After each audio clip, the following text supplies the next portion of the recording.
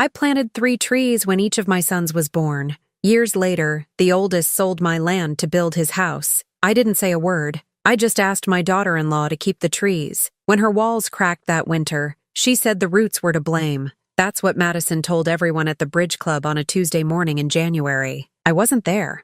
I haven't missed a Tuesday in 40 years. But that week I had the flu. By the time I walked into Muller's Grocery on Thursday, 3 women I've known since 1985 crossed to the other aisle when they saw me coming. I stood there holding a can of tomato soup, watching Margaret pretend to study the pasta boxes. Before we continue, comment where you're watching from, and subscribe to the channel. We'd love to see how far our stories are reaching. Margaret, who cried in my kitchen when her husband left. Margaret, who borrowed $2,000 from me in 1998 and paid it back in $5 bills over 3 years. She wouldn't look at me. I put the soup back and went home. My hands were shaking so hard I had to pull over on Oakmont Drive. The magnolias were blooming early that year. I could see them from the car, standing tall in what used to be my backyard. I gave them that land in 2019 as a wedding gift. 3 acres, appraised at $95,000. I planted those magnolias with my bare hands. May 12th, 1977, June 3rd, 1980, August 19th, 1983, the dates my sons were born. James was alive then, strong enough to dig the holes while I held each sapling steady. James told each boy the same thing as we buried the roots. This tree will remember you forever. When the cracks appeared in Madison's walls last winter, she didn't call me. She called everyone else. Eleanor's trees are destroying our home, she said at the Bridge Club. She refuses to pay for the repairs.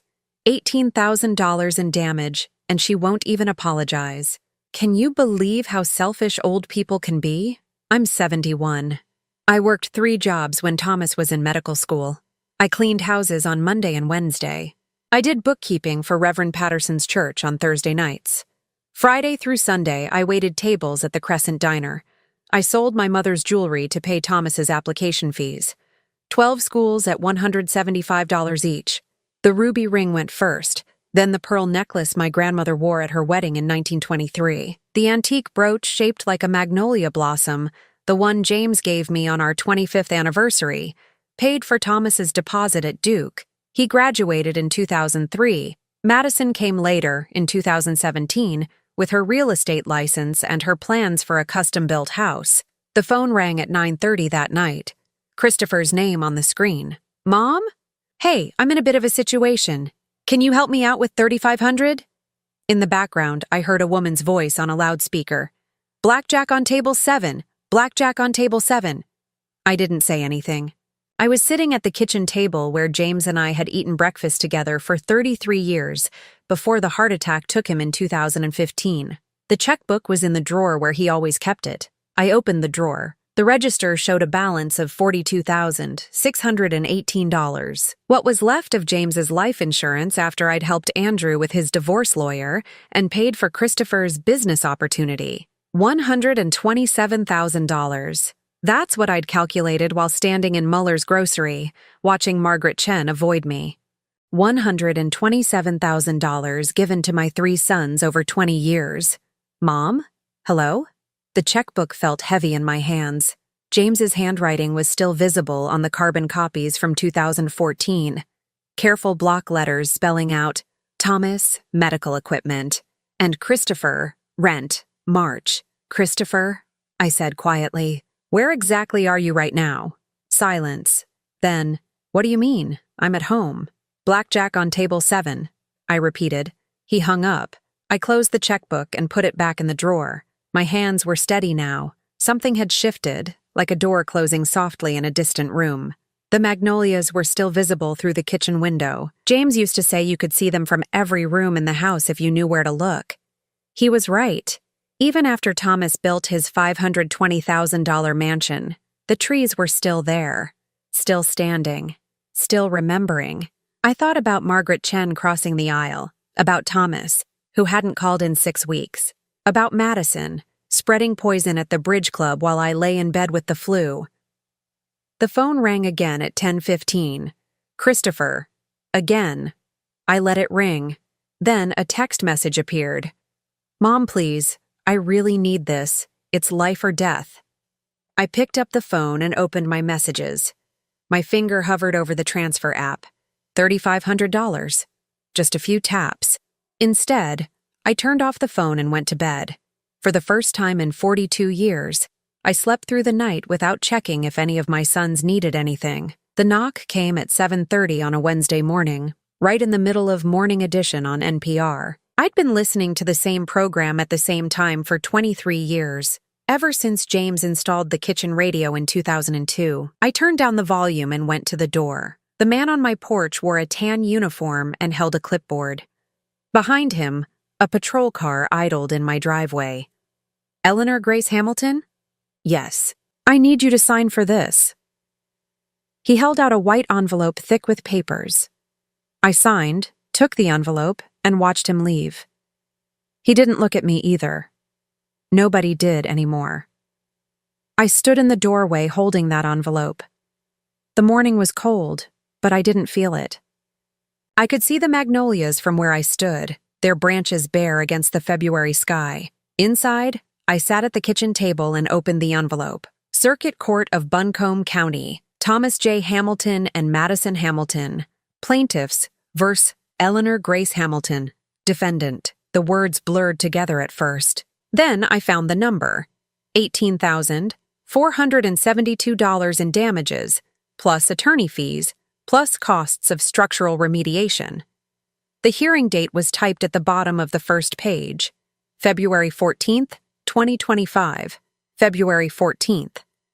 James and I had our first date on February 14th, 1972. He took me to dinner at the Mountainside Inn, the fancy place that overlooked the valley. He wore his only suit, the navy blue one his mother had bought him for his high school graduation. He brought me magnolias, 3 white blooms wrapped in tissue paper, because roses were too expensive and he knew I liked how magnolias smelled. We got married 8 months later. Had Thomas in 1977, Andrew in 1980, Christopher in 1983. 53 years later, my oldest son chose that date to take me to court. The papers said I was negligent and financially responsible for damages caused by defendant's refusal to remove hazardous vegetation on property previously owned by defendant. Previously owned by defendant. That's what my wedding gift had become. 3 acres where my sons played as children. Previously owned. I was still sitting there at 9:30 when the phone rang. Judith's name appeared on the screen. My sister. 2 years younger, infinitely more bitter. She'd divorced in 1981 and spent 44 years reminding everyone she'd had the sense to leave before having children. Eleanor, I heard about the lawsuit. We need to talk. What about? Your responsibilities, those trees, how you've always been stubborn when you should have been practical. The same words she'd used in 1989 when I'd refused to put James's mother in a nursing home. The same words in 2001 when I'd taken out a second mortgage to help Thomas with his residency expenses. The same words in 2015 when I'd sold the beach house to cover James's medical bills instead of just letting him die at home without treatment. I need to go, Judith. Wait. Eleanor, I'm trying to help. Thomas asked me to talk to you, to make you see reason before this gets worse.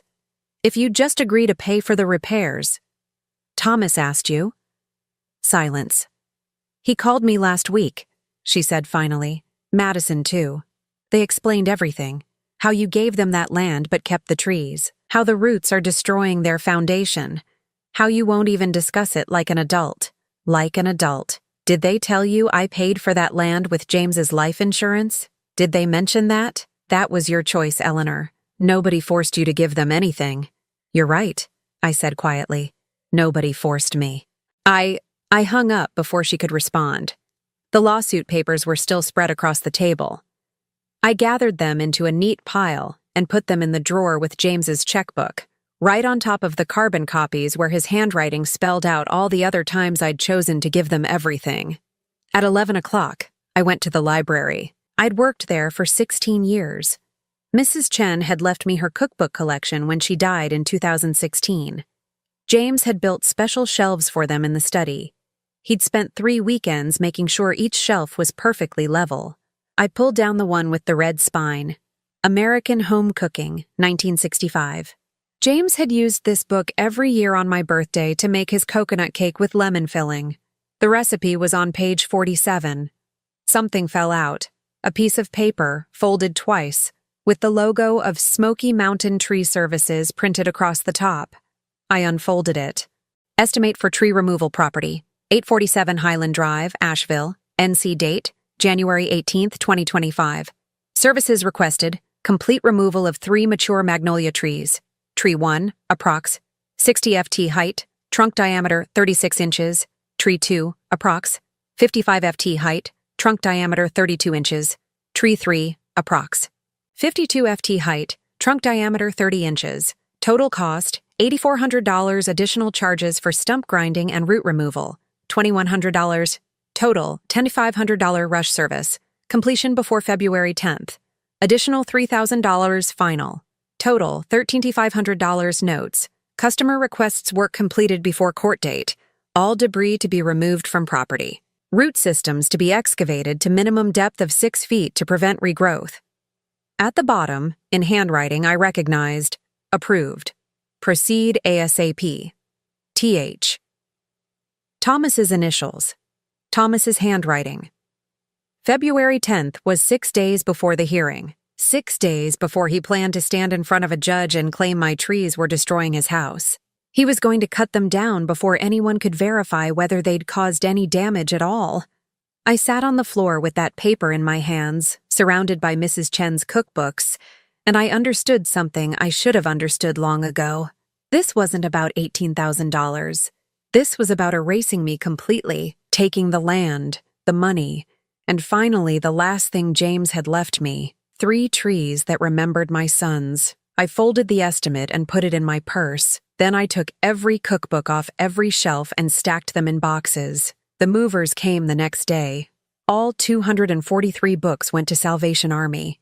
The study looked emptier, ready for whatever came next. On Saturday, I went to the courthouse. I need copies of all property transfer documents for 847 Highland Drive, I told the clerk. She printed them. 37 pages, dated May 23, 2019. I read every word at home. On page 19, in Exclusions and Reservations, there was a clause saying the magnolia trees remained my property and responsibility, regardless of land ownership. I'd signed it. My signature was there, notarized by Rebecca Walsh, but I'd never seen this page before. I called Rebecca on Monday. We'd known each other since 1994. Rebecca, I need to ask about a deed transfer you notarized in 2019. May 23rd. There's a clause about tree ownership on page 19. Did you see me sign that specific page? A long pause. Eleanor, I can't discuss notarized documents over the phone. If there's a problem, contact a lawyer. Please, just tell me if you remember. I'm sorry, I can't help you. She hung up. I knew what had happened. Madison had been a real estate agent for 8 years. She knew how to add pages, insert clauses, forge signatures if you were careful enough. And Thomas had let her. At 2 o'clock that afternoon, I drove to Judith's house. She answered wearing the necklace, the one I'd given her for her 60th birthday in 2020, antique gold with a sapphire, the only valuable jewelry I'd kept after selling everything for my sons. Eleanor, I wasn't expecting you. I know about the deposition. Her hand touched the necklace. I don't know what you mean. When are you going to the courthouse to lie for them? She stepped back. I'm not lying. Everything I said is true. You've always been stubborn.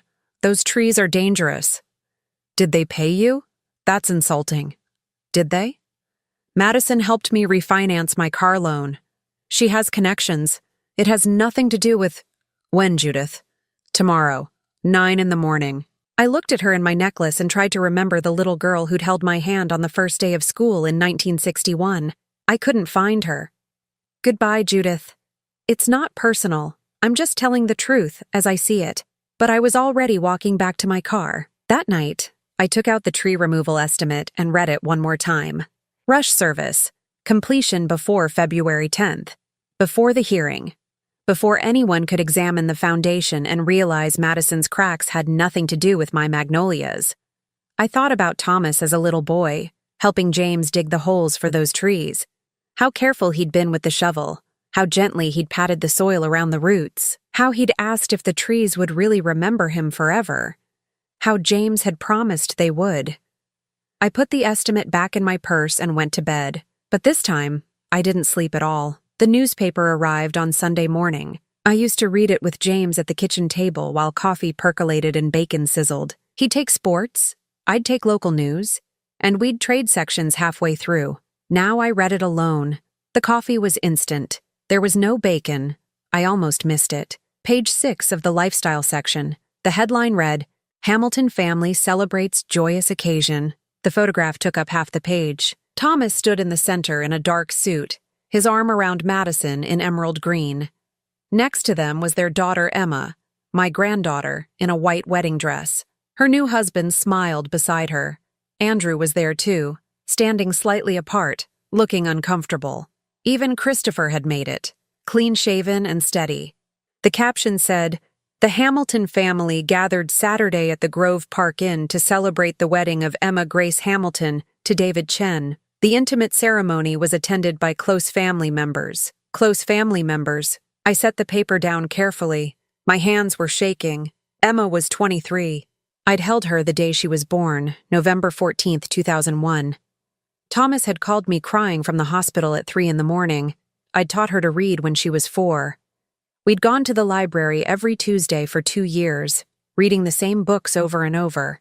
When she was 7, she'd made me a Mother's Day card. Not for Madison. For me. It had a crayon drawing of 2 people under a tree. "To Grandma, who is like a mother." Madison had torn it up and thrown it in my trash. "She has one mother.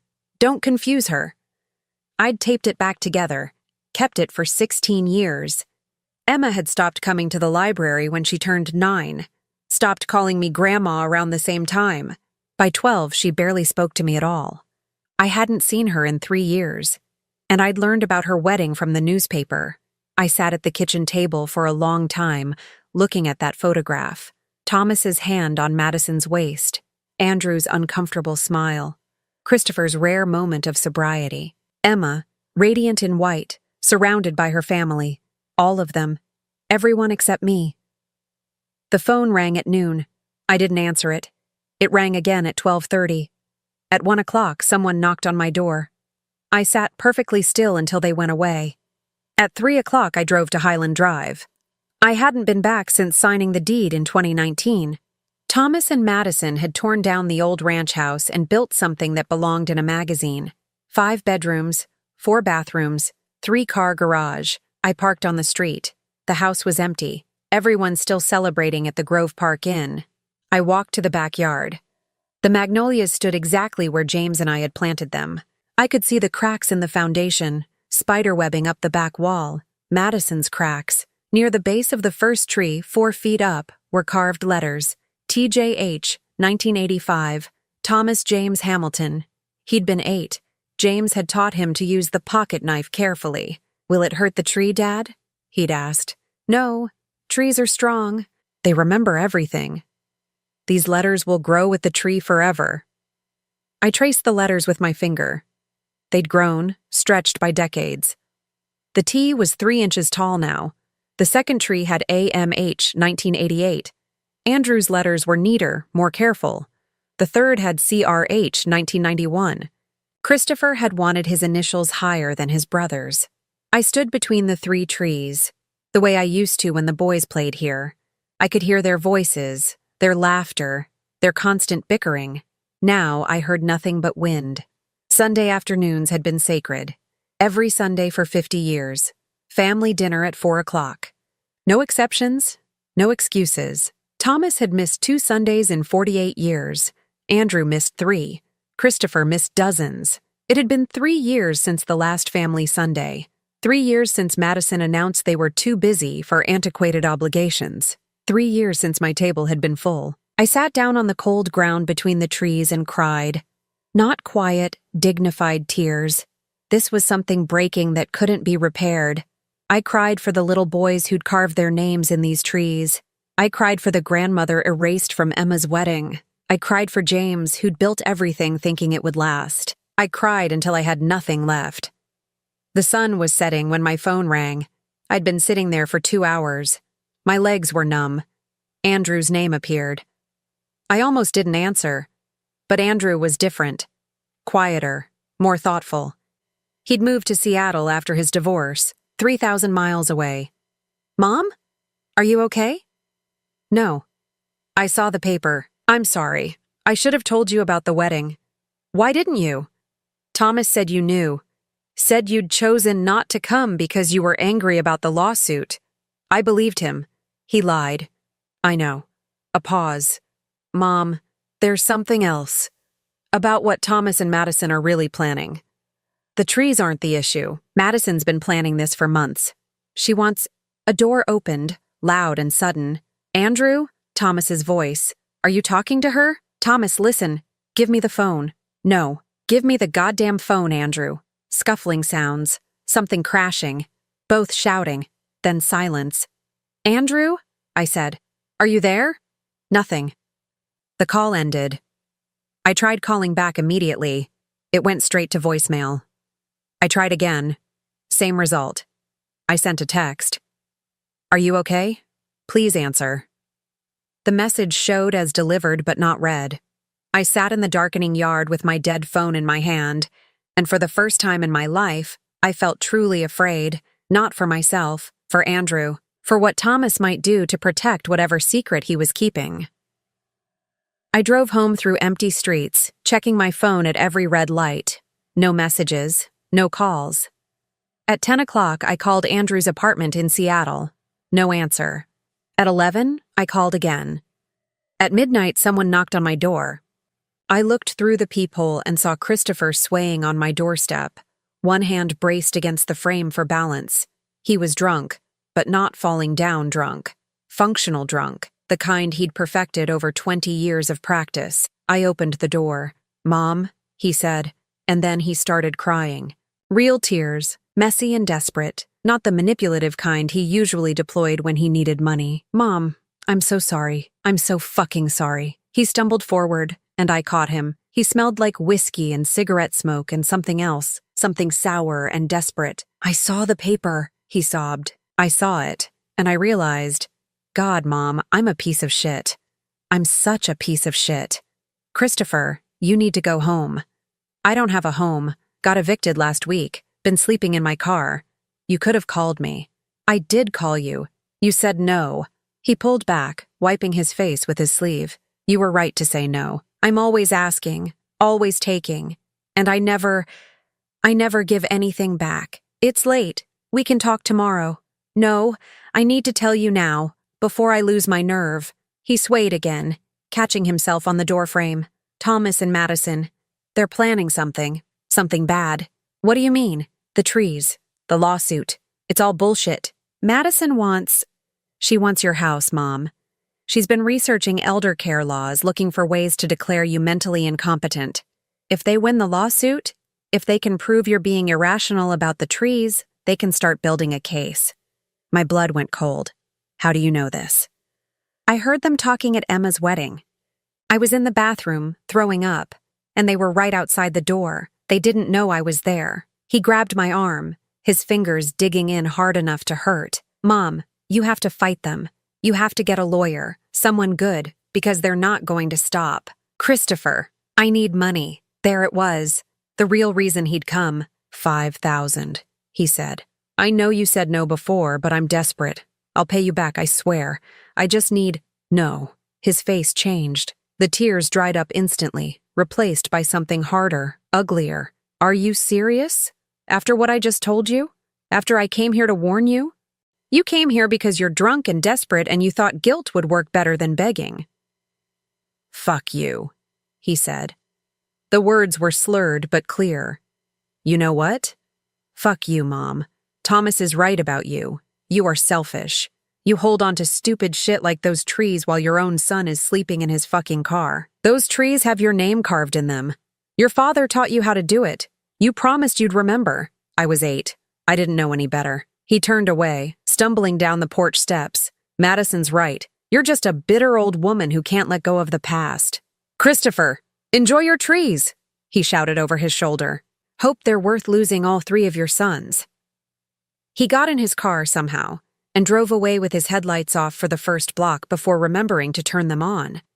I stood in the doorway for a long time after he left. Then I went inside, locked the door, and sat at the kitchen table with the Sunday paper still open to page 6. The Hamilton family, gathered together. Close family members only. I looked at Emma in her white dress, at Thomas with his proud smile, at Christopher caught in a rare moment of clarity, at Andrew, standing slightly apart, looking uncomfortable, at the empty space where I should have been. My phone stayed silent all night. I didn't sleep that night. At 3 a.m, I sent another text to Andrew. Please let me know you're okay. It showed as delivered, not read. At 7, I called the Seattle police. I need to do a wellness check on my son. 2847 Pine Street, apartment 4B. What's the nature of your concern? We were on the phone, and there was an altercation with his brother. The call ended abruptly. Are they both adults? Yes, but unless there's an imminent threat, we can't perform a wellness check. I'd suggest continuing to reach out. She hung up. I tried Andrew's office. The receptionist said he'd called in sick via email, sent at 6:47 that morning. An email.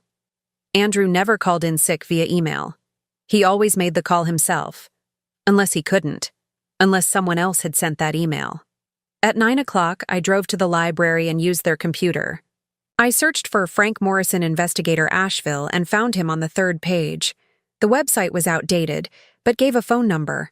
Frank had worked with James in the 90s. James had trusted him completely. I called from the library's landline. Morrison, Mr. Morrison, this is Eleanor Hamilton, James Hamilton's widow. I need help. I told him everything. The lawsuit, the forged documents, Madison's lies, the tree removal estimate, Thomas's debts. When I finished, he was quiet. You still have that estimate? Yes. Don't let it out of your sight. Give me 2 days. Mr. Morrison. Frank. And Eleanor? Be careful who you talk to. If Madison's planning what your son says, she's been building this case for a while. He hung up. I drove home and locked all the doors. Then I took the tree removal estimate out of my purse and studied it again. The letterhead looked professional. The numbers were precise. Thomas's signature was unmistakable. But something was wrong with it. I couldn't put my finger on what, exactly. Just a feeling. The kind James used to get when something in his books didn't add up. I went to the study and pulled down the box from the closet. James's things, his wedding ring, his watch, the letters he'd written me from Vietnam before we were married. I'd read those letters 1,000 times. I knew every word, every crossed-out phrase. I put the tree removal estimate inside the box, on top of the letters. Evidence and memory together. Betrayal and love, side by side. Frank called Tuesday morning. You were right. Smoky Mountain Tree Services exists, but they didn't write that estimate. The owner's willing to testify. He's pissed someone used his business name for fraud. Can you prove it? He'll testify. Also, Madison hired a structural engineer last November. Guy named Patterson in Charlotte. He wrote a report saying the damage was from tree roots. That's what the lawsuit is based on. Patterson never saw the property. Madison sent photos, paid him $2,000 for a report based on what she told him. He admitted he'd never been on site, noted it in the report, but the lawsuit doesn't include that part. Madison cherry-picked the conclusions, left out the disclaimer. Patterson's already contacted his lawyer. I sat down. What else? Thomas mortgaged his medical practice 18 months ago, borrowed $400,000 against it. The practice is worth about $500,000. Why? Credit cards. Between Thomas and Madison, they're carrying $230,000 in debt. Furniture, jewelry, Madison's car, vacations. They've been living way beyond their means. $230,000. There's more. Madison's been researching elder care laws and conservatorship. If she can prove you're mentally incompetent, even just confused, Thomas can petition for conservatorship. He'd control everything. Your house, your money, your medical decisions. Can she do that? She's framing it as Eleanor makes irrational decisions that endanger property. The lawsuit isn't just about money. It's about establishing a pattern. What do I do? Fight. Get a lawyer. Document everything. And protect your assets. Put the money somewhere they can't touch it. Like what? A charitable foundation. Irrevocable. Once the money goes in, it's gone. But it's yours to direct. I thought about the $127,000 I'd given them. About their $230,000 in debt. Tell me how, I said. Frank walked me through it. A foundation in James's name. Tax deductible, legal, permanent. Dedicated to helping elderly victims of financial abuse by family members. The irony wasn't lost on either of us. On Wednesday, I met with a lawyer Frank recommended. Her name was Patricia Chen. No relation to Margaret, she assured me.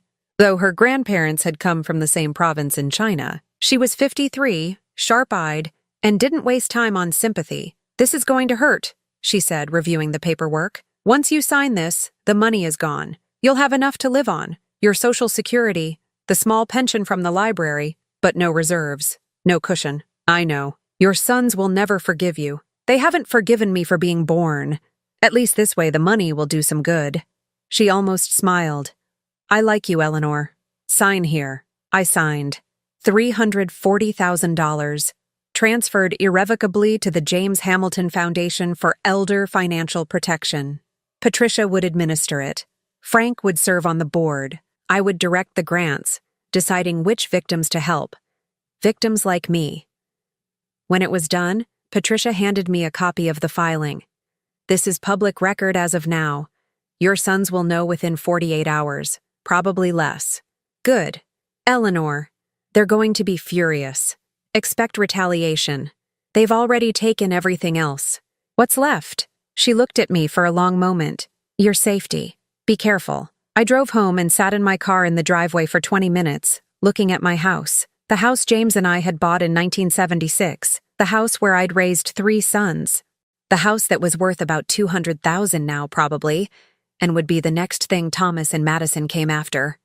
Let them come. I went inside and called Andrew's number one more time. It went to voicemail. Andrew, it's Mom. I don't know if you're okay, and that terrifies me, but I need you to know something. I've protected the money, all of it. Thomas and Madison can't touch it. If you need help, if you need a lawyer, if you need anything to get away from whatever situation you're in, call me. The money's gone, but I'm still here. I hung up and waited. At 7 that evening, my phone rang. Unknown number. Mrs. Hamilton? A woman's voice, unfamiliar. Yes, this is Sandra Kraft. I'm a caseworker with Adult Protective Services. I've received a complaint that you may be experiencing cognitive decline and making financial decisions that put you at risk. I need to schedule a home visit to evaluate your situation. My blood ran cold. Who filed the complaint? I can't disclose that information, but I can tell you it was filed by a concerned family member. Can we schedule a visit for tomorrow morning? What happens during this visit? I'll ask you some questions, observe your living situation, review your recent financial activity. It's just a precautionary measure. If everything is fine, we close the case. And if you decide everything isn't fine, then we explore options for additional support. But let's not get ahead of ourselves. How's 10 o'clock tomorrow? I looked around my kitchen. Clean counters. No dishes in the sink. Bills organized in the drawer. Everything exactly where it should be. 10 o'clock is fine, I said. After she hung up, I called Patricia. They've already started, I told her. Adult Protective Services is coming tomorrow. Of course they are. Eleanor, listen to me carefully. Be cooperative. Be calm. Answer every question directly. Show her your bank statements, your bills, everything organized and current. Let her see that you're completely competent. What if she doesn't believe me? Then we fight. But she will believe you. Trust me. I spent the rest of the night cleaning a house that was already clean. I organized bills that were already organized. I made lists of medications, doctor's appointments, everything I could think of that would prove I was perfectly capable of managing my own life. At midnight, I got a text from a number I didn't recognize. Stop fighting. Sign the house over and we'll drop everything. Last chance. I didn't respond. At 2 a.m, I finally fell asleep in James's chair in the living room, where I could see the driveway, where I could see anyone coming. I dreamed about magnolias burning, 3 trees on fire against a black sky, and Thomas standing in the smoke with a match in his hand, crying. Sandra Kraft arrived at exactly 10 o'clock Wednesday. She was younger than expected, maybe 35, with kind eyes and a tablet. "Mrs. Hamilton, I'm Sandra from Adult Protective Services." I showed her in. The kitchen was spotless, bills organized, medications listed, bank statements in a folder. She asked questions: how I managed finances, whether I had cognitive difficulties, if anyone helped me make decisions. I answered calmly, showing documentation for everything. After 40 minutes, she closed her tablet. "Mrs. Hamilton, I don't see any cause for concern. I'll be closing this case. What happens to whoever filed the complaint? If I determine bad faith, I note it. Repeated false reports can result in consequences." She paused. "Between you and me? Family members who want control, not safety. Get a good lawyer." "I have one." She nodded and left. I called Patricia immediately. "APS just cleared me. She said the complaint seemed like bad faith." "Good. That helps us. The hearing is Monday, Valentine's Day. Are you ready?" "Yes." "Eleanor, it's going to be brutal. Thomas and Madison's lawyer will try to paint you as confused, irrational, dangerous. Don't react. Stay calm no matter what they say." "I understand." "And wear something professional, something that says competent adult, not confused elderly woman." I looked in my closet that night and found the suit. Navy blue, perfectly tailored, the one I'd worn to Thomas's medical school graduation, to Andrew's wedding, to Christopher's first restaurant opening, back when he'd still had hope, the suit that represented every proud moment I'd had as a mother. I hung it on the door and stared at it for a long time. Monday morning arrived cold and clear. February 14th, Valentine's Day. 53 years since James had brought me magnolias wrapped in tissue paper. I drove to the courthouse alone. Patricia met me on the steps. "Ready?" she asked. "Yes." We walked through the main entrance, past security, up the marble stairs, the same stairs Thomas had climbed in 2003 when he'd testified as an expert witness in a medical malpractice case. He'd been so proud that day, so sure of himself. The courtroom was small, wood-paneled, formal. Thomas and Madison sat at the plaintiff's table with their lawyer, a man in an expensive suit who looked like he charged $500 an hour. Thomas wouldn't look at me. Madison stared straight ahead, her face a mask of righteous anger. Christopher wasn't there. Andrew wasn't there. Just me, alone at the defendant's table with Patricia beside me. The judge was a woman in her 60s, gray hair pulled back severely, reading glasses perched on her nose. Judge Margaret Holloway, according to the nameplate. "We're here for Hamilton versus Hamilton," she said. "Plaintiffs are seeking damages for property destruction and requesting an order for tree removal. Let's begin." Madison's lawyer stood. "Your Honor, this is a straightforward case. The defendant, Eleanor Hamilton, gifted property to my clients in 2019.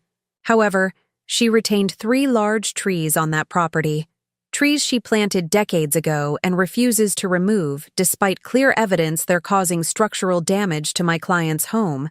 The foundation has suffered $18,000 in damage directly attributable to root intrusion." He presented photos of the cracks. Blown up, dramatic, damning. "My clients have repeatedly asked Mrs. Hamilton to address this issue. She has refused all reasonable requests. We're asking the court to order removal of the trees and award damages for repairs." Patricia stood. "Your Honor, we dispute every aspect of the plaintiff's case. The trees in question are not causing the alleged damage. The structural report the plaintiffs are relying on was created by an engineer who never visited the property. We have testimony from that engineer admitting as much." She handed documents to the judge. Patterson's sworn statement, the Smoky Mountain Tree Services owner's affidavit, Frank's investigation report. The judge read carefully. Then she looked up at Madison's lawyer. "Mr. Peters, your structural engineer never inspected the property?" "He reviewed photographs and—" "Did he physically visit the site? Yes or no?" "No, Your Honor, but—" "And this tree removal estimate?" She held up the document. "You're aware this is fraudulent?" Madison's lawyer went pale. "I'm sorry?" The business whose letterhead this uses has provided an affidavit stating they never prepared this estimate. Someone forged it.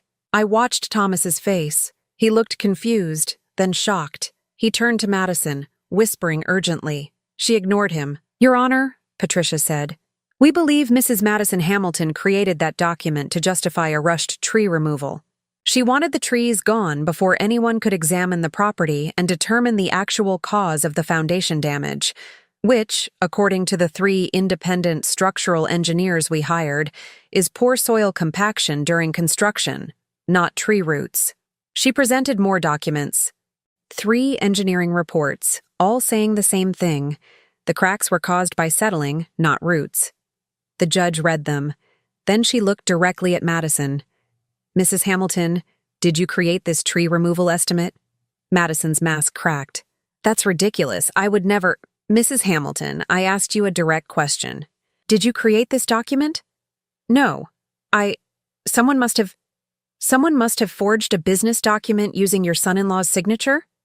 The judge's voice was ice. "Because according to the affidavit from Smoky Mountain Tree Services, the signature on this estimate matches known samples of Thomas Hamilton's handwriting, but the estimate itself is fraudulent. So either your husband signed a fake document, or you forged his signature on a fake document." "Which is it?" Thomas stood up abruptly. "Your Honor, I never signed that. I've never seen it before today." Madison grabbed his arm. "Thomas, sit down." "No." He pulled away from her. "Your Honor, I swear I didn't sign this. I didn't know anything about a tree removal estimate. Madison told me my mother refused to pay for repairs. That's all I knew." "Thomas!" "Shut up," Madison hissed. "Did you know the structural report was created without a site visit?" the judge asked Thomas. "No." Madison said the engineer had been to the house multiple times. She showed me photos of him inspecting the foundation. "I'd like to see those photos," Patricia said. Madison's lawyer was frantically whispering to her. She shook her head violently. "Mrs. Hamilton," the judge said, "do you have photographs of the engineer inspecting your property?" Silence. "Mrs. Hamilton, answer the question." "I don't have to answer anything without—" "This is a civil proceeding. You're under oath. Do you have photographs of the engineer inspecting the property, yes or no?" "No." "Did you tell your husband you had such photographs?" I may have misspoken. I was trying to protect our investment. That house cost over $500,000 to build, and those trees are destroying it. According to 3 independent engineers, the trees aren't destroying anything. According to the evidence, you've been lying to your husband, forging documents, and filing a fraudulent lawsuit against your mother-in-law. Thomas sat down heavily, his face white. He looked at me for the first time, and I saw something break behind his eyes. The judge continued. "I'm dismissing this case with prejudice. Mrs. Eleanor Hamilton, the trees on the disputed property are yours. The plaintiffs have no claim to damages. Furthermore, I'm referring this matter to the district attorney for investigation of fraud and forgery." She looked at Madison. "You should get a criminal defense attorney, Mrs. Hamilton. You're going to need one." The gavel came down. Madison's lawyer was already packing his briefcase, distancing himself. Madison sat frozen, her perfect mask shattered completely. Thomas turned to me as I stood to leave. Mom, wait, please." I looked at him. My oldest son, the boy I'd sacrificed everything for. "I didn't know," he said, and he was crying. "I swear to God I didn't know. She told me. She said you were being irrational, that you were making dangerous decisions. I believed her. I'm sorry. Mom, I'm so sorry." Patricia touched my arm. "Eleanor, we should go." But I stood there, looking at Thomas, at the tears on his face, at the boy who'd carved his initials in a magnolia tree and promised his father he'd remember forever. "You cut your own roots, son," I said quietly. "Now, you have to learn to live without them." I walked toward the exit. The same door Thomas had walked through in 2003, carrying his expert witness folder, so proud of what he'd become. "Mom!" he called after me. "Please, I'll fix this. I'll make it right. Just tell me how." I stopped in the doorway but didn't turn around. "The trees stay," I said. "That's not negotiable. Everything else? That's between you and Madison. You chose her over me, over your father's memory, over everything we built. Now you get to live with that choice. I walked out. Patricia caught up with me on the courthouse steps. You okay? No, but I will be. What he said in there about not knowing, he knew enough. He knew Madison was manipulating the situation, and he chose not to question it. That's knowing. What will you do now? I looked up at the clear February sky. I'm going to visit the Magnolias, make sure they're all right. Then I'm going home. Eleanor, Thomas, and Madison might retaliate. The criminal charges, losing the case, the public humiliation, let them try. I have nothing left to lose except the truth, and I'm not giving that up. I drove to Highland Drive one more time. The house looked empty. Thomas's car was gone. Madison's Mercedes sat in the driveway, but the lights were off. I walked to the backyard and stood between the 3 trees. TJHAMHCRH, 3 boys who'd promised to remember. Only one of them still had the capacity for it. My phone buzzed. A text from Andrew. Mom, I'm so sorry. Thomas called me. I'm flying home tomorrow. Are you okay? I typed back. I'm okay. Come when you can. I love you. 3 dots appeared, then disappeared, then appeared again. I love you too. I should have protected you. You did, by staying honest. I put my phone away and touched each tree, one by one. Their bark was rough and warm in the winter sun. Strong, permanent. Everything James had promised they'd be. They remember, I said quietly, even if he doesn't. Then I went home. The call from Patricia came on a Monday morning in August, 6 months after the trial. Eleanor, it's done. The conservatory accepted the deed. The Magnolias are protected in perpetuity. They can never be touched. I sat down at the kitchen table. What about the house? Thomas lost it in the divorce. Madison got nothing. She's facing criminal charges. The bank foreclosed last week. Thomas has 30 days to vacate. Where will he go? I heard he's moving back to that apartment on Mercer Street, the one he had during residency. The apartment where he'd lived on ramen noodles and student loans. Where I'd brought him groceries every Sunday. Where he'd called me crying at 2 a.m, convinced he'd fail his boards. Full circle. And the medical practice? Sold to cover the mortgage. He's working at the community clinic now. $12 an hour. $12 an hour for a surgeon who'd made $300,000 a year. Andrew called me yesterday, Patricia said. He wants to talk to you. He's been managing the foundation paperwork. He's doing good work, Eleanor. I know. And Christopher? In rehab. Court-ordered. 3 months so far. Patricia was quiet for a moment. You did the right thing. It doesn't feel right. It never does. But you protected yourself, and you helped other people. That's more than most of us manage. After we hung up, I sat at the table for a long time, looking out the window at nothing. The newspaper had covered the trial. Local surgeon loses fraud case against mother, ran on the front page. The article included Thomas's tearful apology in the courtroom, my response. Madison's indictment. Dorothy Hillman had called to apologize. So had Margaret Chen. So had 3 other women from the Bridge Club. I'd thanked them politely and declined their invitations to come back. Some doors, once closed, stay closed. At 2 o'clock, I drove to the Asheville Botanical Conservatory. The magnolias were there now, part of the permanent collection. The conservatory had moved them professionally, root balls intact, replanted them in a carefully chosen spot near the entrance.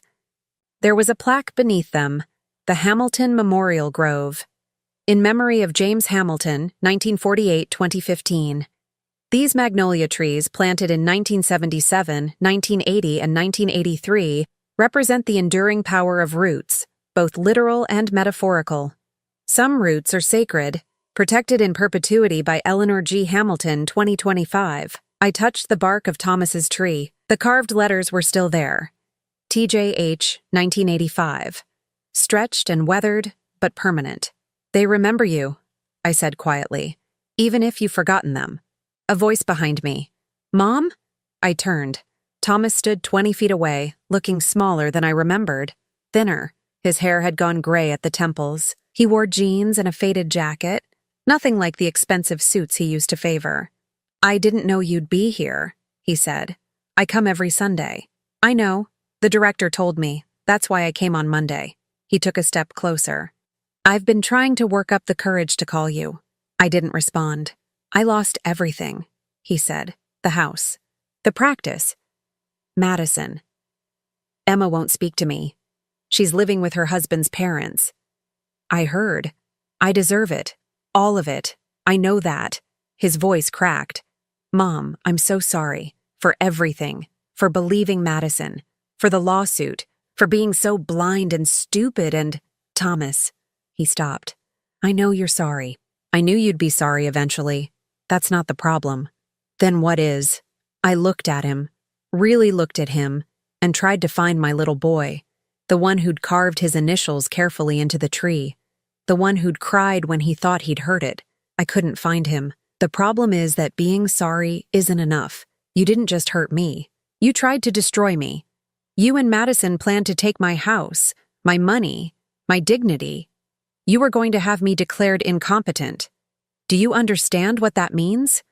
You were going to take away my right to make my own decisions. Madison planned that, not me. I didn't know. You knew enough. You knew about the lawsuit. You knew about the tree removal estimate. You signed those papers, Thomas. Your name is on all of it. I was stupid. I trusted the wrong person. You trusted her more than you trusted me. Your mother, the woman who sold her jewelry to pay for your medical school. He flinched. I know. Do you? Do you really? I took a step toward him. I worked 3 jobs to put you through school. I ate cereal for dinner so you could have steak. I gave you everything. And you repaid me by trying to steal what little I had left. Mom, please. I gave you life, Thomas. And you tried to take mine. He was crying now, ugly, desperate tears. I don't know how to fix this. Tell me how to fix this. You can't. Then what? I lose you forever? I never see you again? I thought about James's letters in the box at home. About the years of sacrifice and love. About the 3 trees standing behind us, bearing the names of 3 sons who'd promised to remember forever. You can see me, I said finally. Once a year, here, at the trees. You can come, and we can stand here together, and you can remember who you used to be. But that's all. No phone calls, no visits to my house, no asking for anything. Once a year, he repeated. That's what I'm offering. Take it or don't. What about Andrew? Christopher. Andrew earned more. He was loyal when it mattered. Christopher is in rehab. If he stays clean, we'll see. But you, Thomas, you get 1 day a year. That's what's left. He wiped his face with his sleeve. Can I hug you? Just once? Every part of me wanted to say no. Wanted to turn away, get in my car, leave him standing there with his regret and his tears. But there was a small voice in the back of my mind, James's voice, saying, He's still your son. 1 hug, I said. Then I'm leaving. He crossed the distance between us in 3 steps and wrapped his arms around me. He smelled different, cheaper soap, laundry detergent I didn't recognize. The cologne was gone. He held on too tight, for too long, and when he finally let go, he was shaking. Thank you, he whispered. I didn't respond. I walked to my car, got in, and drove away without looking back. In my rearview mirror, I saw him sink to his knees in front of the trees, head in his hands. I didn't stop. 2 weeks later, I bought a small house on Elm Street, 3 blocks from the library. 2 bedrooms, 1 bathroom, a kitchen with windows facing east. The yard was tiny, barely 15 feet square. I planted a white rose bush in the center. Not a magnolia, not a tree with deep roots and decades of memory. Just a simple rose. Something that bloomed and faded and bloomed again. Something that started fresh every spring. Andrew came to visit in September. He'd flown in from Seattle, taken 3 days off work. We sat in my new kitchen drinking coffee, talking about the foundation, about the families we'd helped, about everything except his brothers. Thomas called me last week, he said finally. He wanted me to ask you to reconsider, to let him visit more often. What did you tell him? That it wasn't my place to ask, that you'd made your decision, and he needed to respect it. Thank you. Mom, can I ask you something? Do you think you'll ever forgive him? Really forgive him? I looked out the window at the rose bush. A few late blooms still clung to the stems, white against the darkening autumn leaves.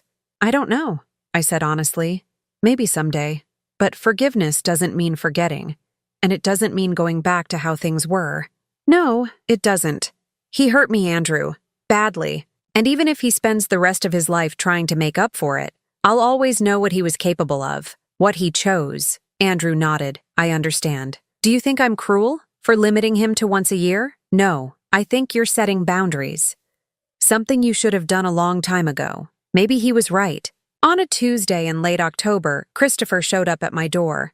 Clean-shaven, sober, wearing a name tag from the grocery store on Patton Avenue. Hi, Mom. Christopher, can I come in? I hesitated, then stepped aside. He sat at my kitchen table, hands folded, eyes down. I've been sober for 5 months, working at the store, bagging groceries, stocking shelves. It's not much, but it's honest. That's good. I'm sorry. For everything. For the drinking, the gambling, the constant asking for money. For what I said that night. You weren't selfish. I was. I know. I don't expect you to trust me, but I wanted you to know I'm trying. Really trying this time. I studied him. The Christopher I remembered was always half present, eyes glazed, words slurred. This version was sharper, clearer, scared. How can I help? I asked. He looked up, startled. What? You're here because you need help. What is it? No, I'm not here for money. I swear. I just wanted to see you, to tell you I'm sorry. Christopher, you've never visited me without needing something. What is it? He swallowed hard. I need a reference. For an apartment. The landlord wants someone who's known me for a long time. Someone who can vouch that I'm not, that I won't. Give me his number. I'll call him. Really? You're working. You're sober. You came here to apologize, not to ask for money. That's more than you've managed in 20 years. Yes, I'll call him. He started crying. Thank you, Mom. Thank you so much. But Christopher, understand this. If you fall again, I won't catch you. You get one chance. That's all. I know, I won't waste it. I hoped he meant it. On February 14th, 2026, 1 year after the trial, I drove to the conservatory. Thomas was already there, standing in front of the trees. He'd gained a little weight. His hair was shorter. He looked less broken than he had in August. Hi, Mom. Thomas. We stood in silence for a few minutes, looking at the carved initials, at the brass plaque, at the branches swaying in the February wind. I'm still at the clinic, he said, but I'm supervising residents now, teaching. It doesn't pay much, but I like it. I forgot how good it feels to help people who can't afford fancy doctors. That's good. I see Emma sometimes, at a distance. She still won't talk to me, but at least she doesn't run when I'm in the same room. It's something. It's more than you had. Yeah, he glanced at me. You look good, Mom. Happy. I am, most days. I'm glad. You deserve to be happy. Another silence. Can I come back next year? He asked quietly. Same day? Same time? I thought about it. About the locked gate on my new house. About the rose bush growing in my tiny yard. About the boundaries I'd set. The life I was rebuilding. Yes, I said finally. You can come back. His face transformed. Thank you. But nothing changes, Thomas. Once a year, that's all. I know. It's enough. It has to be. I looked at him one more time, memorizing this version of him. Older, humbler, scarred by his own mistakes. Then I turned and walked to my car. He didn't follow. He stayed there under the magnolias, watching me leave, and for the first time in years, I felt nothing but peace. Some trees don't deserve to be watered, but these 3 would stand forever, protected and remembered, a monument to what could have been if love had been enough. I drove home to my rosebush, to my locked gate, to the quiet life I'd built from the ashes of the old one. And for the first time in 71 years, I slept through the night without checking if anyone needed me. The fluorescent lights at Lima Community Bank hurt my eyes that morning. October 15th, 2023, Tuesday. I remember because it was the day everything ended and began at the same time. I'd woken up at 5:47 a.m., earlier than usual. My hands shook while I made coffee, not from nerves, from something else. Before we continue, comment where you're watching from and subscribe to the channel. We'd love to see how far our stories are reaching. Something I couldn't name yet. The check sat in my purse. $342,750. $342,750. The farm sale had closed on October 10th. 5 days of that money sitting in escrow felt like 5 years. I'd told no one, not Garrett, not even Eloise, until the papers were signed. 320 acres of Pennington land sold to Agricorp Development for $350,000. After the realtor took her cut, after the title company took theirs, I walked away with $342,750. Thomas and I bought that land in 1978 for $87,000. We were 26 years old and stupid with hope. The teller's name was Rebecca, young girl, maybe 23. She smiled when I pushed the check across the counter. Deposit to checking, Mrs. Pennington? Yes, all of it. She blinked, read the amount twice. This is quite a sum. Would you like to speak with our financial advisor about? Just deposit it, please. My account had $1,847 in it before that check. I'd been living on $1,583 a month from Social Security since Thomas died. 5 years of pinching pennies, buying generic medications, skipping meals I didn't need anyway. Rebecca typed for what felt like an hour. The computer made small beeping sounds. Behind me, an older man coughed. The clock on the wall said 9:23 a.m. All set, Mrs. Pennington. Your new balance is $344,597. I thanked her, folded the receipt, put it in the inside pocket of my blue wool coat, the one Thomas bought me in 2017. It still smelled like him if I buried my face in the collar. Old Spice and wood smoke. I made it to my car. A 2004 Toyota Camry with 180,000 miles and a dent in the back bumper from when I hit a shopping cart in 2019. My hands found the steering wheel. That's when my left hand stopped working. Just stopped. Like someone unplugged it. I watched my fingers curl inward, slow and strange, like they belonged to someone else. I tried to straighten them. Nothing. My face felt wrong. Heavy on one side. I lifted my right hand to touch my cheek and it was numb. Completely numb. Like when the dentist gives you too much Novocaine. I tried to say help. My mouth moved but no sound came out. Not a whisper. Not a breath. Nothing. The parking lot spun. I remember thinking about the receipt in my coat pocket. About Garrett finding it. About him knowing what I'd done. Then darkness. I woke up in Lima Memorial Hospital at 4:17 p.m. I know because the clock on the wall was the first thing I saw. Digital, red numbers, angry looking. A nurse stood beside my bed. Older woman, gray hair in a tight bun. Her badge said Carol. Mrs. Pennington? Can you hear me? Blink once for yes. I blinked. You've had a stroke. Ischemic stroke, left side. Do you understand? I blinked again. Tried to speak. Nothing. My tongue sat in my mouth like a dead fish. Carol patted my arm. Your speech will come back. The doctor will explain everything. Your son is on his way from Columbus. Garrett. Of course they called Garrett. He was listed as my emergency contact. Had been since Thomas died. I tried to move my left arm. It stayed where it was. Useless and heavy against the white sheets. My left leg the same. Half of me worked. Half of me didn't. The door opened. A doctor came in. Young. Too young. He had kind eyes but tired ones. His name tag said Dr. Brennan. Mrs. Pennington, I'm Dr. Brennan. You're stable now.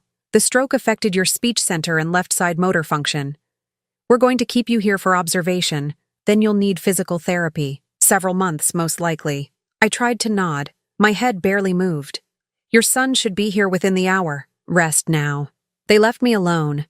The room smelled like disinfectant and something else. Something sour. It reminded me of the hospital where Thomas died. Same smell. 3 years ago. Lung cancer. 6 months from diagnosis to funeral. He never complained once. I thought about the receipt in my coat pocket. Where was my coat? I couldn't turn my head far enough to see the chair by the window. At 6:14 p.m., Garrett walked in. He looked older than 40. Older than when I'd seen him last, 3 months ago at his Aunt Linda's funeral. His hair was thinner. His face was drawn. He wore a wrinkled button-down shirt and jeans with a stain on the left knee. Mom. He stood at the foot of the bed. Didn't come closer. Jesus, they said you had a stroke. I tried to speak. Made a sound like a groan. He flinched. The doctor said you can't talk. That right? I blinked once. Yes. He pulled the chair closer and sat down, ran his hands through his hair. This is bad timing, Mom. I'm in the middle of closing a deal in Columbus. Big one. I can't really stay. A woman appeared in the doorway. Blonde, thin, maybe 35. She wore expensive jeans and a leather jacket that probably cost $400. Garrett, everything okay? He turned. Yeah, Sienna, come in. This is my mom. Sienna. I'd never heard that name before. Never heard Garrett mention a girlfriend. We talked maybe once a month on the phone. Brief conversations where he told me about clients and I told him about the church bake sale. She walked to the bed, smiled. Perfect teeth. Too perfect. Mrs. Pennington, I'm so sorry. This must be terrifying. Her voice was smooth, practiced, like a realtor or a therapist. I stared at her, tried to place her face. Had we met before? Garrett stood. We're engaged. I was going to tell you, just hadn't found the right time. Engaged. My son was engaged to a woman I'd never met. Sienna touched his arm. Garrett, why don't you go get us some coffee? I'll sit with your mom for a minute. He hesitated, then nodded. Yeah, okay. Be right back. The door closed behind him. Sienna waited 5 seconds. Then she pulled the chair even closer, leaned in. Her perfume was strong, floral and chemical. She looked directly into my eyes. I know what you did, Martha. My heart monitor beeped faster. I know you sold the farm. I know exactly how much you got for it.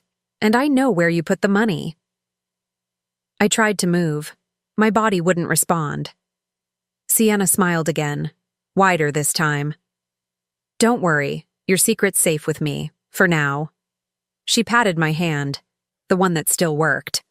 Garrett has no idea. Poor thing. He thinks you're broke. Living on Social Security, barely scraping by. That's what you told him, right? My throat felt tight. The beeping got faster. Here's what's going to happen. You're going to need care. Serious care. I know a place. Riverside Care and Rehabilitation.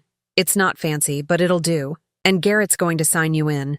As your responsible party. She stood up, smoothed her jacket, opened her purse and pulled out a tissue, dabbed at her eyes like she'd been crying. He's a good son. He'll do what's right. And you, she leaned down one more time, whispered, you're going to stay very, very quiet. The door opened. Garrett came back with 2 paper cups of coffee. Everything okay?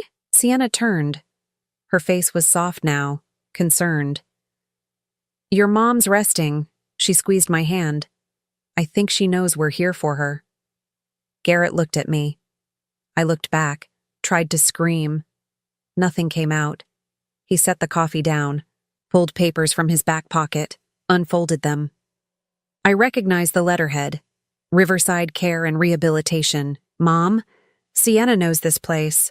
She used to work in senior services. She thinks it's the best option.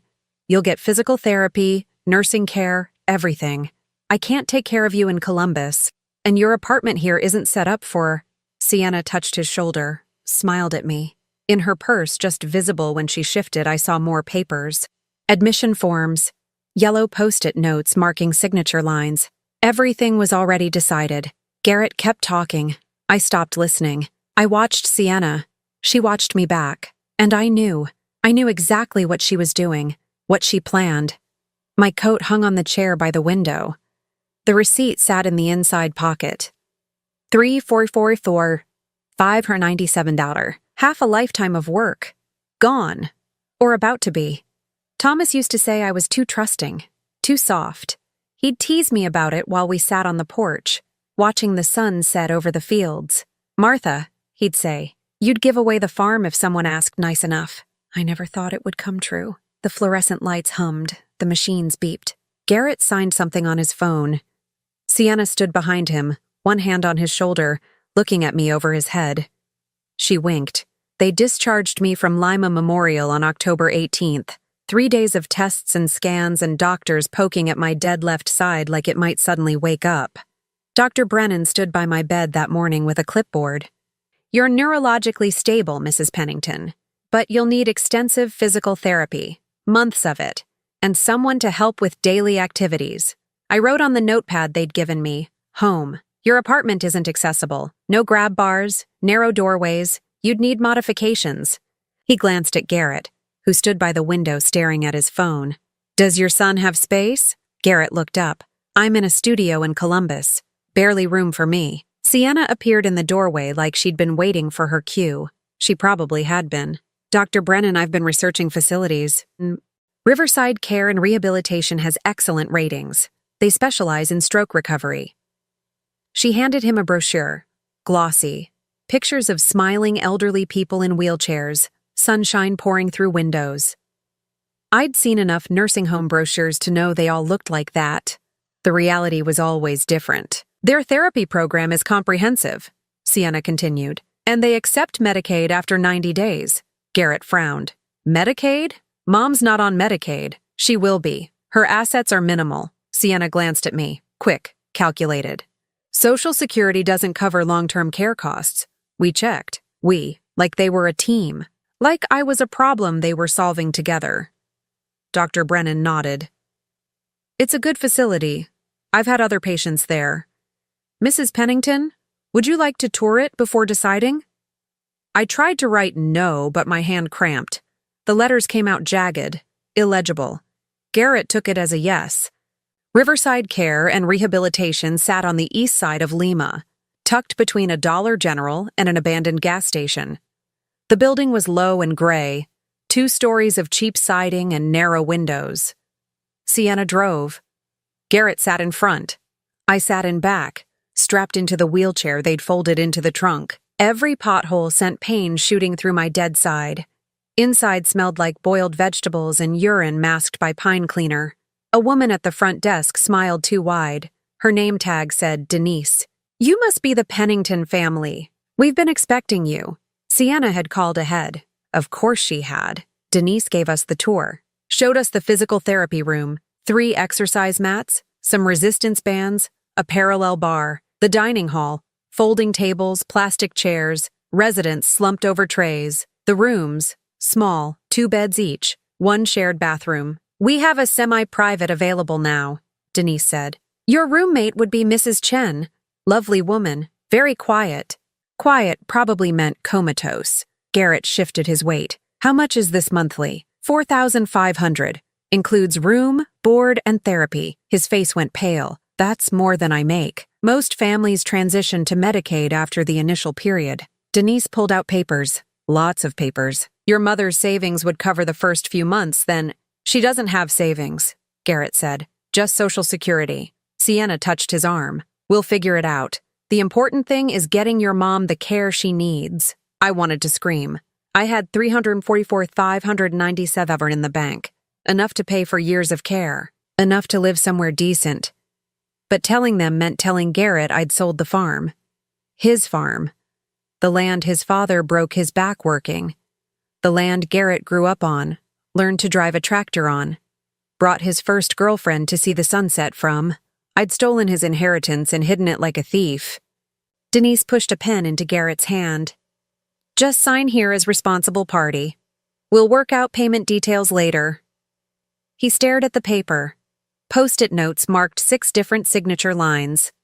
I recognized Sienna's handwriting on the notes. Garrett. Sienna's voice was soft, reasonable. "Your mom needs help. You can't do this alone." He signed. Each page, each line. The pen made scratching sounds on the paper. I watched from my wheelchair. Watched my son sign away my freedom without knowing what he was doing. They moved me in on October 30th, 12 days after the stroke. Garrett carried my small suitcase, the one I'd used for the trip to Michigan in 2019 to see my sister. Inside were 5 outfits, my toothbrush, the photo of Thomas in the silver frame, and the small Bible from our wedding. My coat stayed at the hospital. I asked about it with frantic gestures. A nurse said it must have been thrown away during cleaning. Standard procedure. The receipt was gone. My proof of the deposit, gone. Mrs. Chen turned out to be 93 and deaf. She sat in her bed all day watching game shows with the volume at maximum. The Price is Right, Wheel of Fortune, Family Feud. The noise drilled into my skull. The physical therapist came twice a week. A young man named Marcus who spoke too loud and slow like I was mentally impaired. Now, Mrs. Pennington, let's try to lift your arm. I tried. My arm stayed dead. Meals arrived on plastic trays. Overcooked chicken, instant mashed potatoes, Jell-O in colors that didn't exist in nature. I ate because I had to. The food tasted like cardboard. Garrett visited once. November 3rd, Saturday. He stayed 20 minutes. How's the therapy going? I shrugged with my good shoulder. Sienna says these things take time. He looked around the room, at Mrs. Chen drooling in her sleep, at the water-stained ceiling tiles. It's not forever, Mom. Just until you get stronger. He didn't ask about my apartment, didn't ask about my bills, didn't ask if I needed anything. He left without hugging me. Eloise came on November 7th, Tuesday afternoon. She brought flowers, cheap carnations from Kroger, and a horror on her face she tried to hide. Martha, oh, Martha. She pulled a chair close, held my good hand. Her palm was warm and papery. I grabbed the notepad, wrote with shaking letters, G money help. She stared at it. Garrett's after your money? I nodded, wrote more, S knows farm. Eloise went white. Sienna knows you sold it? I nodded again. How? I couldn't explain about the real estate connection.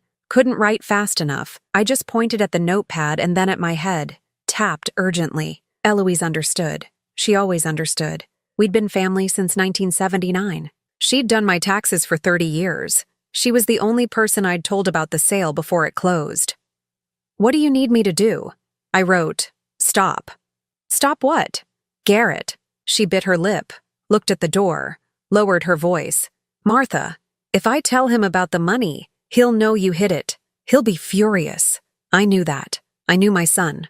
Knew how he'd see it. Betrayal, lies. His mother selling the one thing his father loved most in the world and hiding the money like he was a criminal. But I also knew what Sienna was planning. I could see it in her eyes that night at the hospital. She wasn't just after money. She was after everything.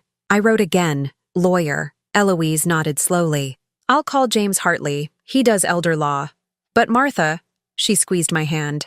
If Garrett's already signed papers as responsible party, changing that will be hard. And expensive. I pointed at the notepad, wrote a number, 342750. Her eyes widened. You can afford it. I nodded. Okay. She stood, folded the paper I'd written on and put it in her purse. I'll call him tonight. Don't worry. But I did worry. Because that afternoon, after Eloise left, a woman from administration came to my room. Her name tag said Mrs. Valdez. Mrs. Pennington, we need to discuss your payment situation. I stared at her. Your son hasn't provided proof of funds for next month's care. We require either payment in full or Medicaid certification by November 15th. Otherwise, she paused, smiled gently. We'll need to make other arrangements. Other arrangements meant discharge, meant dumping me somewhere cheaper. Or back at my apartment where I couldn't walk. Couldn't cook, couldn't live. Mrs. Valdez left papers on my bedside table. Red letters at the top. Payment required. That night, I lay in bed listening to Mrs. Chen's snore and the television murmur through the walls. Someone down the hall was crying.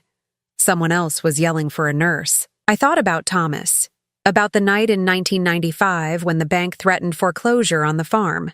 We'd had a bad year. Drought killed half the corn. Thomas sat at the kitchen table with his head in his hands. Papers spread everywhere. We're going to lose it, Martha. Everything. I'd sold my mother's pearl necklace, got $1,400 for it. Not enough to save the farm, but enough to buy us 2 more months. Thomas found a loan. We survived. He never knew about the necklace. Now I was doing it again. Selling something precious. Hiding the truth. Trying to survive. The difference was Thomas would have forgiven me. Garrett wouldn't. On November 12th, a nurse I didn't recognize came during evening rounds. Young woman, maybe 25. She checked my vitals, marked something on her clipboard. As she turned to leave, she knocked over my water cup. Papers scattered. "Oh, I'm so sorry." She bent to pick them up. One paper slid near my wheelchair. Official letterhead. Allen County Probate Court. I could only read the top line before she snatched it back. Application for emergency guardianship. Martha E. Pennington, respondent. My heart stopped. The nurse stuffed the papers back into her folder, smiled. "Have a good night, Mrs. Pennington." She left quickly. I sat frozen. Guardianship. Garrett was petitioning for guardianship. If he got it, he'd have access to everything. My bank accounts, my assets. He'd see the $344D, $597. He'd know what I'd done. And Sienna would control it all through him. I grabbed my notepad, tried to call for someone. My hand shook so hard I dropped the pen. Mrs. Chen's television blared. The Wheel of Fortune theme song. I tried to yell. My voice came out as a wheeze, a whisper. Nothing. No one came. The clock on the wall said 7:47 p.m. Visiting hours were over. Eloise wouldn't be back until next week. Garrett wasn't coming at all. I was alone. The paper on my bedside table glowed under the fluorescent light. Payment required. Deadline, November 15th. 3 days away. I looked at my left hand. Dead weight. My left leg. Useless. Half of me was gone. The other half was trapped. And somewhere in Lima, Sienna was sitting with my son, probably making plans, probably signing more papers I'd never see. Thomas used to say, "The hardest thing isn't the fall. It's lying there knowing you can't get back up." I understood now. I understood exactly what he meant. Thanksgiving came on a Thursday, November 28th, 2023. The activities director hung construction paper turkeys in the hallway. Orange and brown, googly eyes, the kind kindergartners make. At 66 years old, I was supposed to find that cheerful. They served dinner at 5 o'clock. Turkey from a bag, reheated. Instant gravy with lumps. Cranberry sauce still shaped like the can. Green beans boiled gray. I ate alone at a corner table. Mrs. Chen stayed in bed. Said her stomach hurt, though I suspected she just couldn't face another meal in that dining room. Families came for other residents. I watched them through the window. Saw daughters pushing mothers in wheelchairs outside for fresh air. Saw grandchildren bringing flowers. Saw a man about my age dancing slowly with his wife in the hallway, her feet shuffling, him holding her up. Nobody came for me. Eloise had called the day before. Left a message at the nurse's station. "Tell Martha I'm in Cleveland with my daughter. Emergency with the grandkids. I'll call next week." Garrett didn't call at all. At 7 that evening, I rolled back to my room. The nurse on duty, a heavy woman named Brenda, helped me into bed. She smelled like cigarettes and hand sanitizer. "Your family coming tomorrow?" she asked while adjusting my blanket. I shook my head. "Shame. Holidays are hard here." She patted my arm. "You got that right hand working pretty good now, though. Therapy's helping. My right hand could hold a fork, could write shaky letters, could grip the wheelchair. Small victories that felt like nothing. After Brenda left, I stared at the ceiling. Water stains formed shapes. A dog. A mountain. Thomas used to do that with clouds. Point at the sky and say, "That one's a train," or "That's a whale." The last Thanksgiving with Thomas was 2018, 5 years ago. We'd gone to Garrett's apartment in Columbus. His first wife, Angela, was still alive then. They'd made a real dinner. Turkey from the oven, not a bag. Homemade rolls, pumpkin pie with actual pumpkin. Angela died in a car accident 7 months later. Drunk driver ran a red light. Garrett fell apart. Started missing work. Stopped answering calls. I'd driven to Columbus twice to check on him. Found dishes piled in the sink and him sleeping at 2 in the afternoon. I understood grief. I'd lived it when Thomas died. But Garrett's grief turned bitter. Turned into something else. Resentment, maybe. Like the world owed him something and refused to pay. That's when he became easy to manipulate. That's when someone like Sienna could slip in. Mrs. Chen's television played. Some movie with explosions. The volume shook the walls. I thought about the guardianship petition. The nurse had dropped it 12 days ago, November 12th. That meant Garrett had filed it sometime before that. Maybe early November. Maybe right after Halloween. How long did these things take? I didn't know. Court systems moved slow, I knew that much. But emergency guardianship. Sienna would have pushed for emergency status, claimed I was in danger, claimed I needed immediate protection. From what? From myself. The irony would have been funny if it wasn't destroying my life. December 1st. Friday. The payment deadline had passed. Mrs. Valdez appeared at my door with 2 security guards. Mrs. Pennington, we need to discuss your account status. I grabbed my notepad, wrote, waiting for Medicaid. Your Medicaid application was denied. Household assets exceed eligibility threshold. I stared at her. That was impossible. My apartment was worthless. My car was ancient. I had no assets except $344,597 in Lima Community Bank. Someone had told them. Someone had reported my account. Mrs. Valdez continued. Without payment by December 5th, we'll be forced to discharge you. Do you have family who can take you? I wrote, son. We've called him 3 times. He hasn't returned our messages. Of course he hadn't. Sienna was probably screening his calls, telling him to ignore the nursing home, telling him they were trying to squeeze money from him, setting up the perfect situation where I'd be discharged with nowhere to go, completely dependent on whatever Garrett decided. We can refer you to county assistance, Mrs. Valdez said, but the waiting list for subsidized care is 6 months minimum. 6 months. Winter on the street in a wheelchair. That was my option. She left the papers on my table. Discharge notice. 4 days to figure out how to save myself. That night I tried calling Lima Community Bank from the phone in the hallway. The one residents could use for 15-minute increments. I dialed with my good hand. It rang twice, then 3 times. Lima Community Bank. This is Jennifer speaking. How may I help you? I tried to talk. Forced air through my throat. Made a sound like wind through branches. Hello? Is anyone there? I tried again. Harder. My throat burned. I'm sorry. I can't hear you. Please call back. She hung up. I sat in the wheelchair staring at the phone. 20 feet away, Mr. Patterson argued with his daughter about going home. 30 feet away, someone's alarm beeped steadily, unanswered. The phone mocked me. My dead voice mocked me. Everything mocked me. I rolled back to my room. Mrs. Chen was gone. They'd moved her to hospice that morning. Heart failure. I had the room to myself now. Silence except for hallway noise. I pulled out my notepad, wrote a list. Assets. Bank account, $340,597 car, worthless. Apartment lease, month to month. Furniture, old. Problems. Can't speak, can't walk, can't access bank. Garrett has legal control, responsible party. Guardianship petition filed, discharge in 4 days. Allies, Eloise, where? Pastor Grant. I stared at Pastor Grant's name. He'd come once, 2 weeks ago. November 14th. Tuesday. Brought communion. Prayed with me. Said he'd come back. He hadn't, but he might answer if I called. The church number was in my head. I'd called it 1,000 times over the years. December 2nd. Saturday. I tried the hallway phone again at 10 in the morning. Christ Community Church. It rang 6 times. Then voicemail. Pastor Grant's voice. You've reached Christ Community. Please leave a message.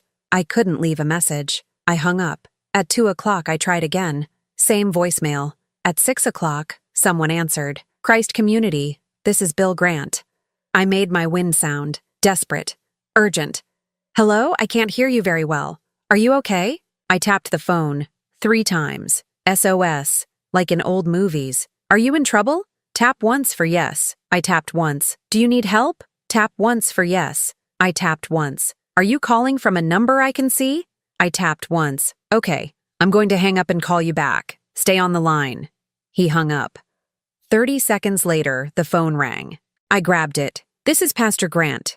I'm looking at the caller ID. It says Riverside Care. Are you at Riverside?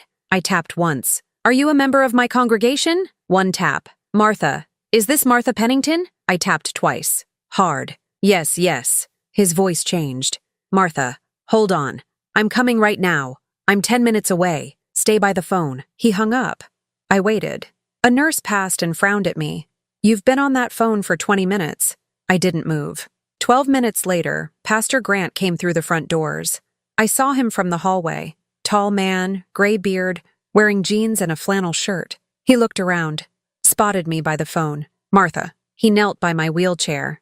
What's wrong? I handed him my notepad, the list I'd made. He read it slowly. His face darkened. Guardianship petition? When? I wrote, don't know, soon. And your son doesn't know about this bank account? I shook my head. Martha, this is serious. If he gets guardianship and finds out you hid this money... He stopped, rubbed his face. You need a lawyer. Now. I wrote, Eloise called one. Hartley, gone. James Hartley? He's good. I know him from the Interfaith Council. Pastor Grant pulled out his phone. Dialed. James, it's Bill Grant from Christ Community. I've got an emergency. Yeah, guardianship case. Tomorrow? That would be perfect. He looked at me. Can he come see you tomorrow afternoon? I nodded so hard my neck hurt. She says yes. Riverside Care, room 14. 2 o'clock. Thank you. He hung up, squeezed my shoulder. James is cutting his vacation short. He'll be here tomorrow. Meanwhile, you need to stay calm. Don't sign anything. Don't agree to anything. And Martha? He met my eyes. You should know. I saw Garrett last week at Kroger. He was with that woman, Sienna. They were buying luggage. They were planning to leave, planning to run, planning to take everything and disappear. Pastor Grant left at 8. Promised to come back tomorrow with Hartley. I sat in my room in the dark. 4 days until discharge. Less than 24 hours until the lawyer came. If he came. If he could help. If it wasn't already too late. Outside my window, Lima twinkled with early Christmas lights. Someone had strung them on the Dollar General across the street. Red and green. Blinking.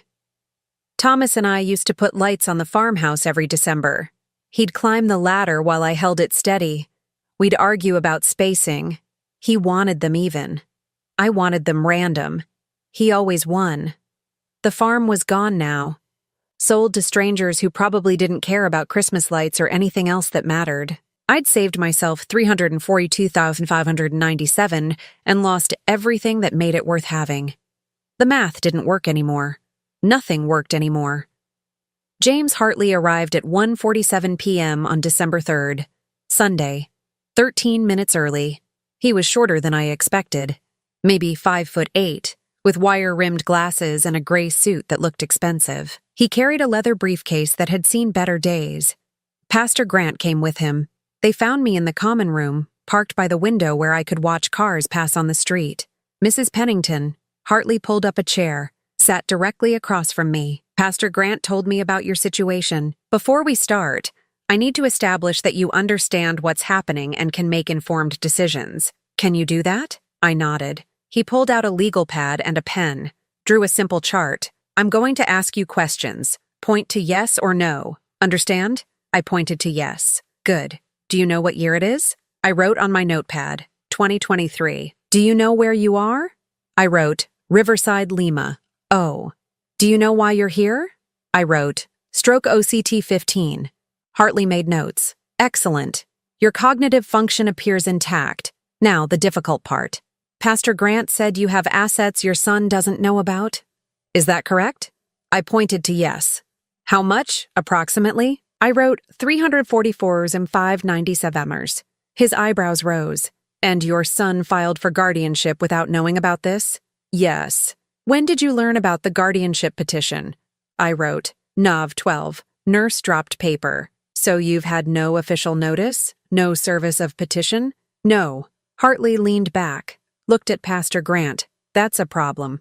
They should have served her directly or provided proper notice. If they didn't, the petition might be defective. Pastor Grant spoke. Is there time to fight it? Depends on the hearing date. Hartley turned to me. Do you remember anything from that paper? A date? Case number? I closed my eyes, tried to remember. The paper had been upside down, moving as the nurse grabbed it. But I'd seen something. A number. A date. I wrote, DC 15 maybe. December 15th, That's 12 days from now. Hartley checked his phone. Allen County Probate Court. I can pull the case tomorrow morning when the courthouse opens. But Martha, I need you to understand something. If your son gets guardianship, he'll have access to all your accounts. He'll see that money, and he'll want to know why you hid it. I knew that. I'd known it since the moment I sold the farm. There's another issue, Hartley continued. Why did you sell the farm without telling him? I wrote slowly. Wanted peace. Tired of being burden. But it was his inheritance. Yes, I know. He'll see it as theft. I know. Hartley studied me. You understand that even if we stop the guardianship, your relationship with your son may be permanently damaged? I pointed to yes. My hand shook. All right. Then here's what we're going to do. He pulled forms from his briefcase. First, you're going to sign a durable power of attorney naming someone you trust. Not your son, someone else. That person will have authority to manage your finances and medical decisions. It won't stop the guardianship petition, but it shows the court you've already made arrangements and don't need a guardian. I wrote, Eloise, my cousin, she's trustworthy? Yes. CPA, 30 years. Perfect. Second, I need proof you're mentally competent. I'll arrange for Dr. Brennan to do a formal evaluation. He's your regular doctor, correct? Yes. Third, we need to figure out how Sienna learned about the sale. He looked at Pastor Grant. You said she worked in real estate? That's what Garrett mentioned. Some kind of assistant position. Hartley made more notes. I'll subpoena records from local real estate firms. If she accessed confidential client information, that's a violation. Possibly criminal. My heart beat faster. Evidence. Real evidence against Sienna. Fourth, Hartley met my eyes. We need you on video, answering questions, demonstrating capacity. It's the strongest evidence we can present to the judge. I wrote, can't talk. You can write, you can gesture, you can tap for yes and no. That's enough. He pulled out his phone, set it on the table. We'll do it now. Pastor Grant will witness. Ready? I wasn't ready, but I nodded anyway. The video took 43 minutes. Hartley asked questions. I wrote answers on my notepad, holding each one up to the camera. Basic questions first. My name, my birth date, my address, then harder ones. When did I sell the farm? Why? Where's the money now? Do I want my son to have guardianship? That last one hurt to answer. No. Why not?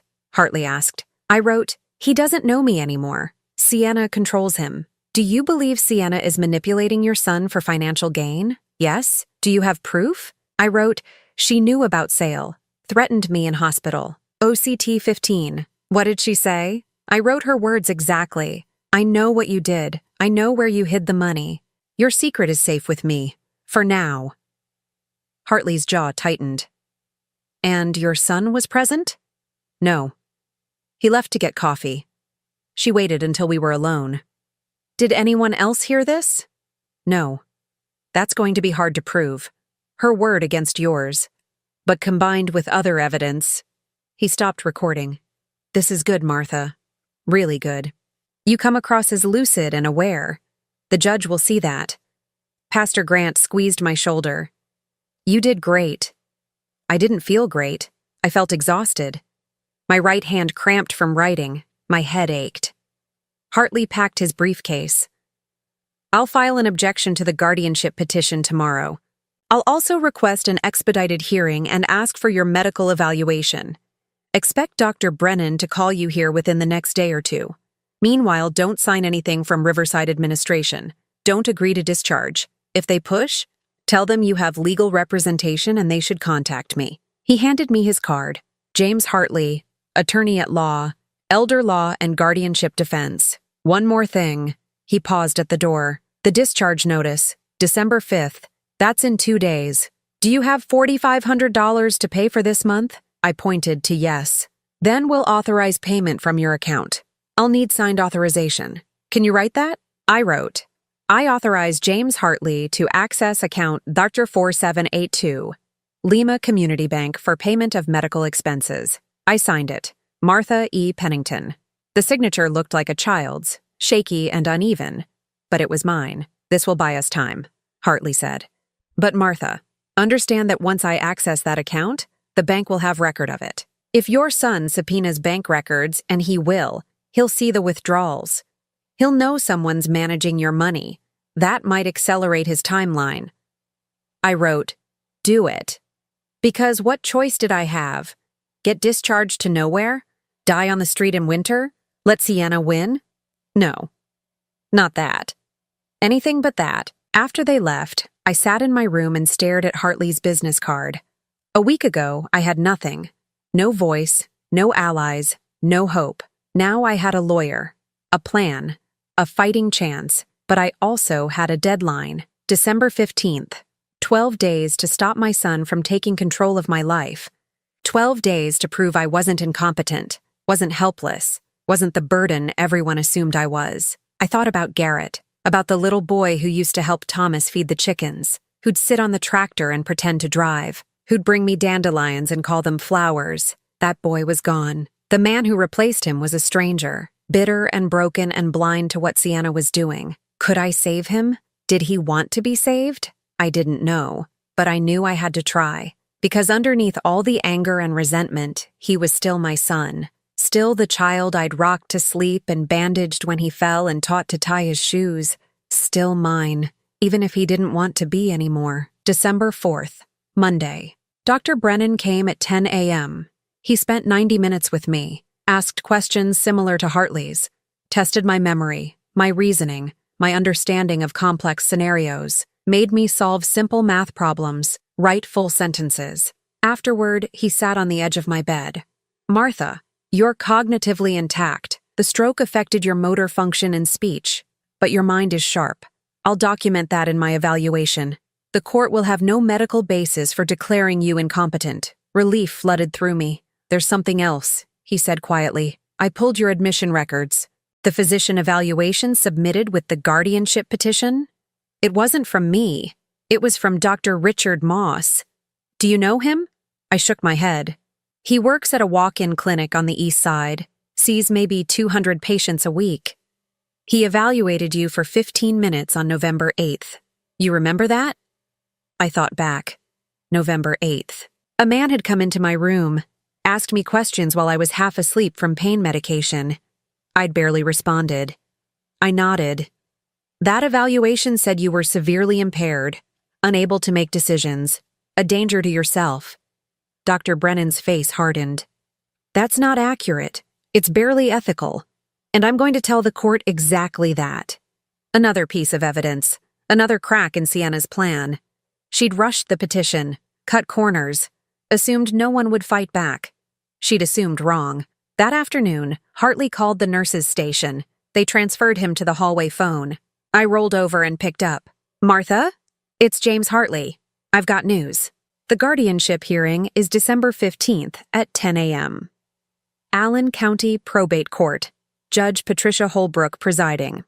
I've filed our objection and submitted Dr. Brennan's evaluation.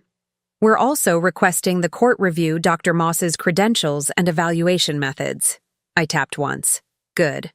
There's more. I subpoenaed records from Drake & Associates Realty. Sienna Blackwell worked there from March 2022 to September 2023 as an administrative assistant. Your farm sale closed in October. She would have had access to those files. 2 taps. Very good. Better yet, I found an email. She sent it to a coworker on February 15, 2023. Quote, found a gold mine. Old Lady Pennington sold 320-acre farm for $350K. Son doesn't know. If something happens to her, that money is up for grabs. End quote. With a smiling emoji, I gripped the phone so hard my knuckles turned white. That's premeditation, Martha. That's proof she targeted your son specifically because of your money. The court will see this. Your son will see this. Garrett would see it, would finally see what she was, what she'd done to both of us. I closed my eyes. The hallway phone cord twisted in my grip. We've got her, Hartley said. Now we just need to make it to the 15th. 9 days. I could do 9 days. I had to.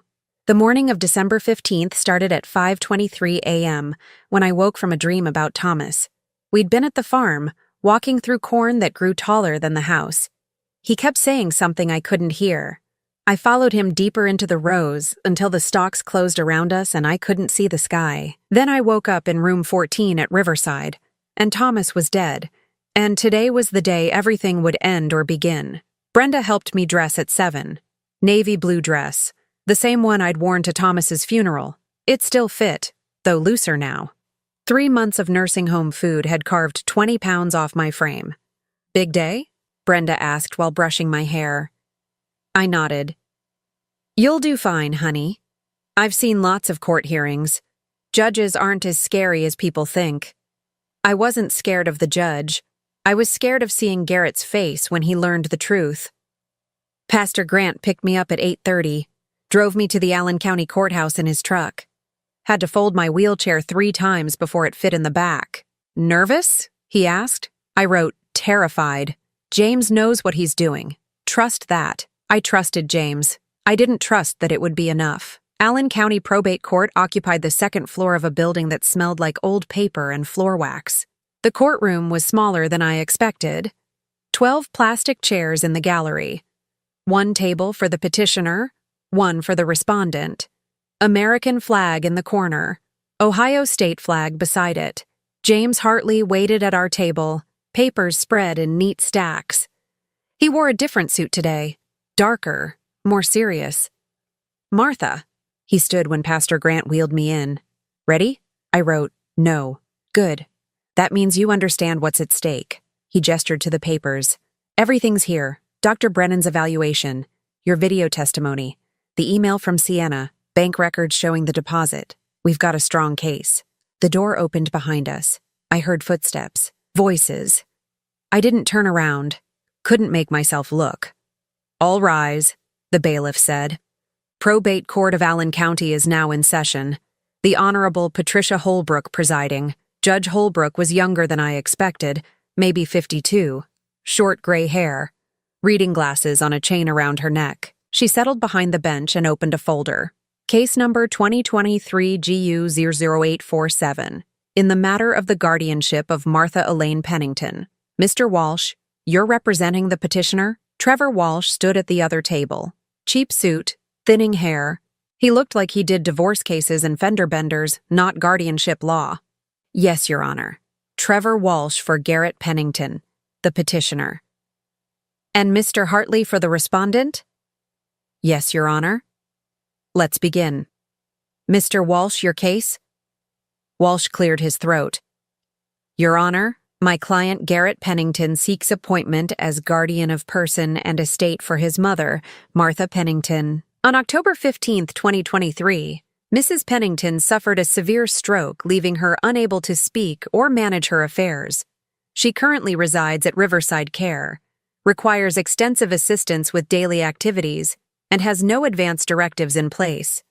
Mr. Pennington is her only child and closest living relative. We believe guardianship is necessary to protect Mrs. Pennington's interests and ensure proper care. Judge Holbrook made notes. You've submitted a medical evaluation? Yes, Your Honor. Dr. Richard Moss evaluated Mrs. Pennington on November 8th and found her severely impaired. And Mrs. Pennington was served notice of this proceeding? Walsh hesitated. Service was attempted at her residence, Your Honor.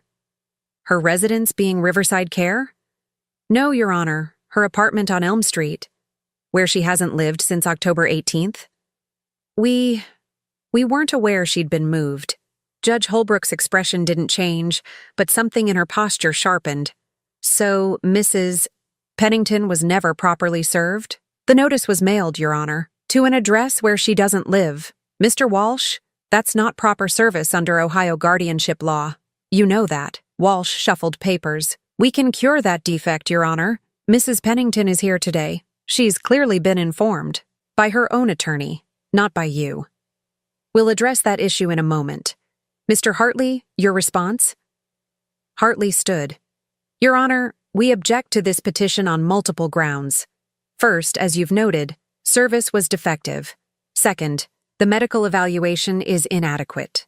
Dr. Moss spent 15 minutes with Mrs. Pennington while she was medicated and in pain.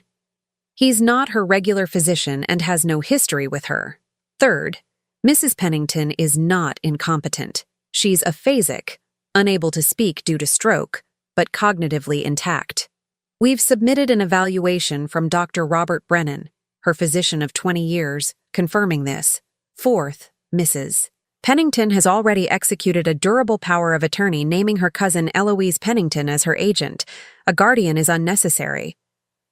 Judge Holbrook studied the papers. When was this power of attorney executed?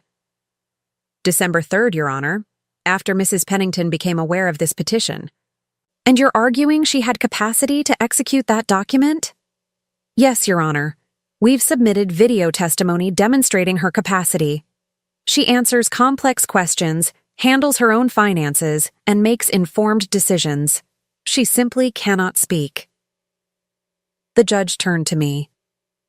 Mrs. Pennington, do you understand why you're here today? I nodded, wrote on my notepad, yes. Do you understand that your son is asking the court to appoint him as your guardian? Yes. Do you want a guardian? No. Why not? I wrote carefully. I am competent. I have made my own arrangements. Judge Holbrook read my answer. Mr. Walsh, your client is present. I'd like to hear from him. Mr. Pennington, please approach. I heard the chair scrape behind me, heard footsteps. Then Garrett was at the table next to Trevor Walsh, and I was looking at my son for the first time in 6 weeks. He'd lost weight, his suit hung loose, dark circles shadowed his eyes.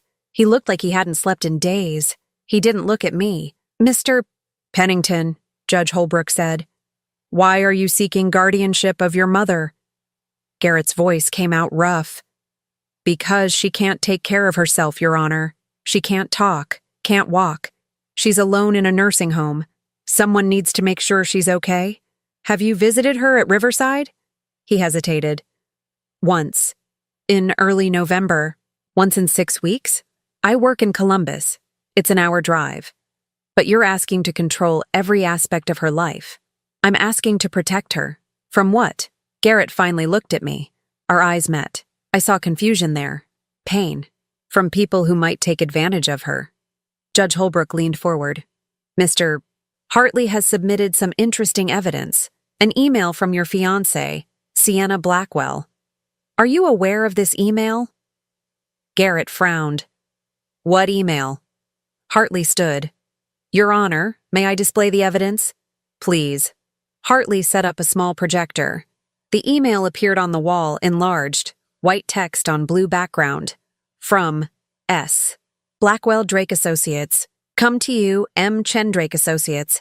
Come date, February 15th, 2023. Subject, opportunity found a gold mine. Old Lady Pennington sold 320-acre farm for $350K. Son doesn't know. If something happens to her, that money is up for grabs. The courtroom went silent. I watched Garrett's face, watched the confusion shift to recognition, to horror. That's... His voice cracked. That's not... Is Sienna Blackwell your fiancée? Judge Holbrook asked. Yes, but when did you meet her? March. Last March. At a bar in Columbus. 1 month after she sent this email. Garrett turned pale. She knew about the farm? Hartley spoke. Your mother sold the Pennington family farm on October 10th, 2023, for $350,000. She deposited $342,750 into her personal account the morning of her stroke. Ms. Blackwell worked at the realty firm that brokered the sale. She had access to confidential files. She saw the transaction. And then she found you. No. Garrett shook his head. No, that's not. Sienna loves me. She wouldn't... Where is Ms. Blackwell now? The judge asked. Garrett didn't answer.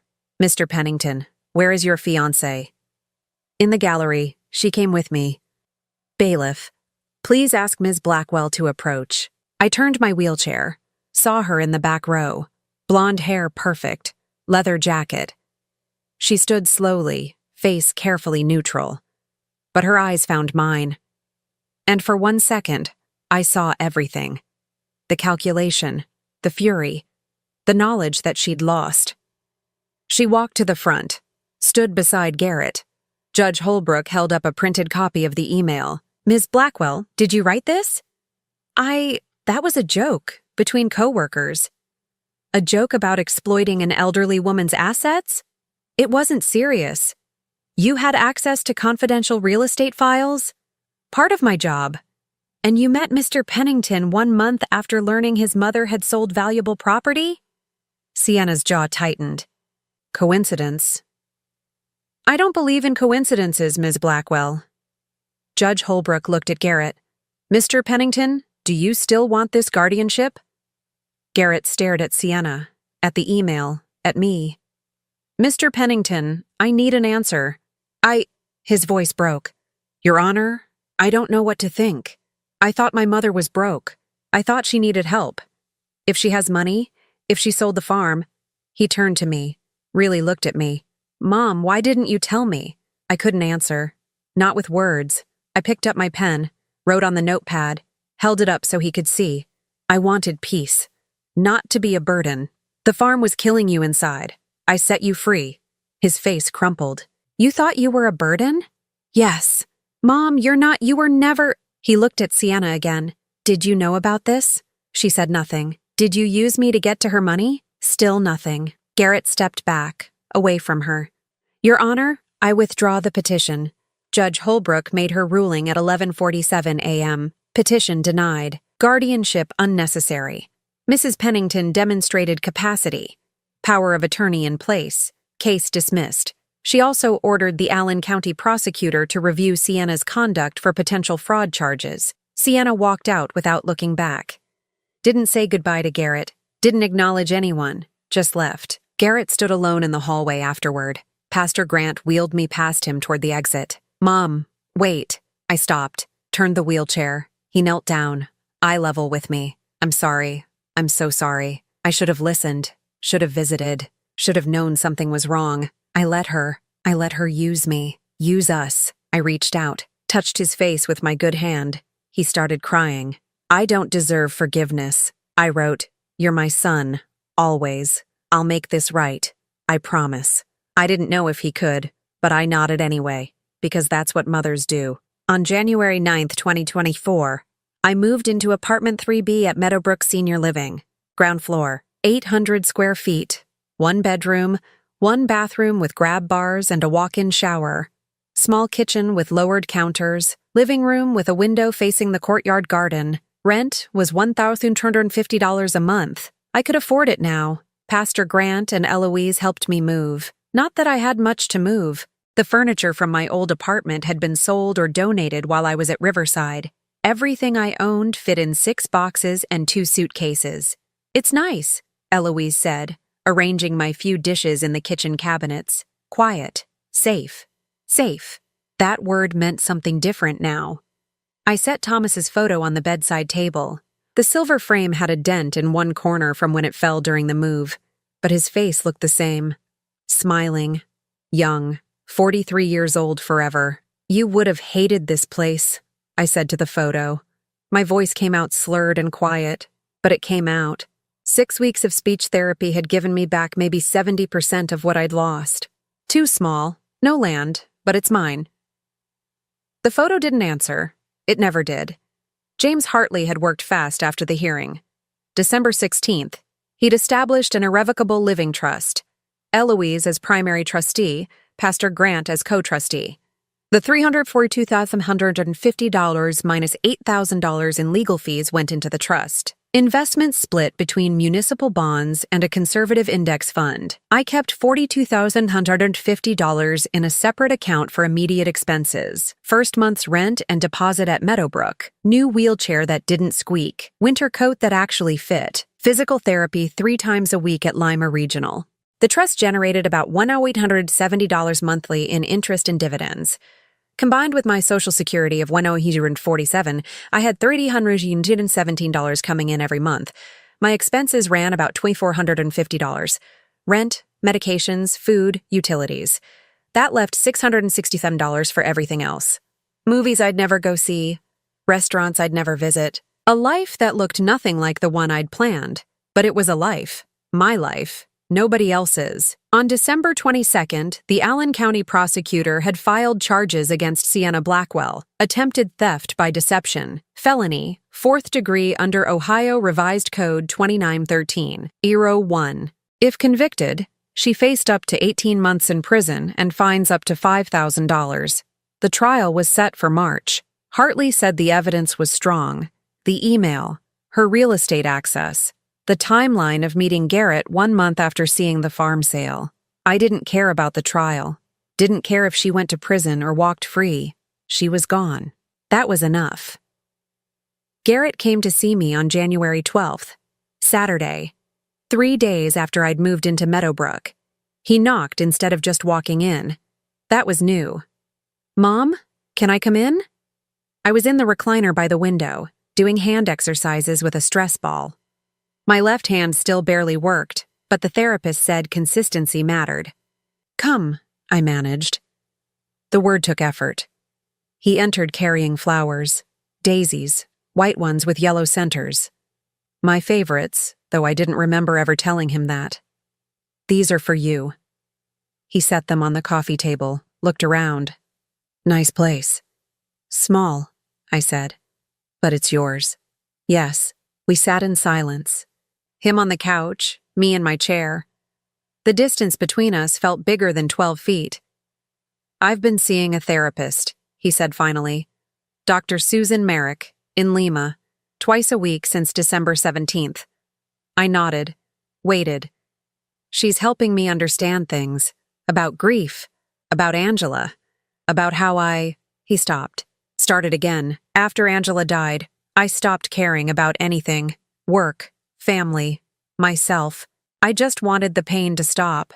And when Sienna came along, she made it stop. Or I thought she did. But she was just giving me something else to focus on. Someone else's agenda instead of my own. Not your fault," I said slowly. "It is, though. I should have seen it.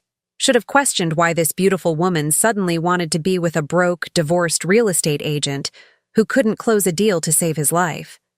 Love makes," I struggled for the word, "blind." "Yeah." He laughed bitterly. "It does." Another silence. Outside, someone walked past with a small dog. The dog sniffed at the garden bushes. "Why didn't you tell me about the farm?" Garrett asked. Not angry, just sad. I could have handled it. I picked up my notepad. Writing was still easier than talking. I wrote, "You loved it too much. It was killing you. Watching it die. I ended it quick." He read it twice. "But it was Dad's legacy." I wrote, "Dad's legacy is you, not land." His eyes filled. He looked away. "I don't deserve that." "You're my son," I said aloud. "Always." "I signed papers putting you in that place. I believed Sienna over you. I didn't visit, didn't call.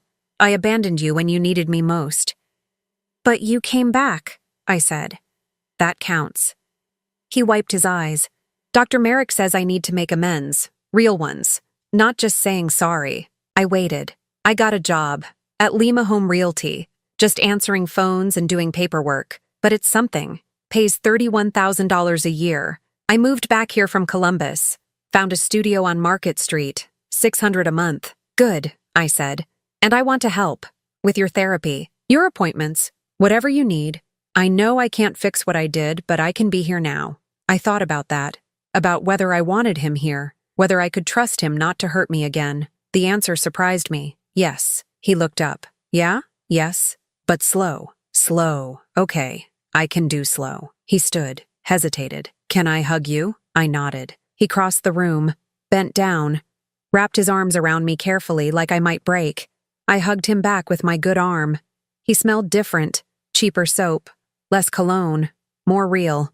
"I love you, Mom," he whispered. "Love you too," I managed. When he left, the apartment felt warmer somehow. On January 20th, I had coffee with Eloise in the Meadowbrook common room. She brought pastries from the bakery on Main Street, blueberry scones.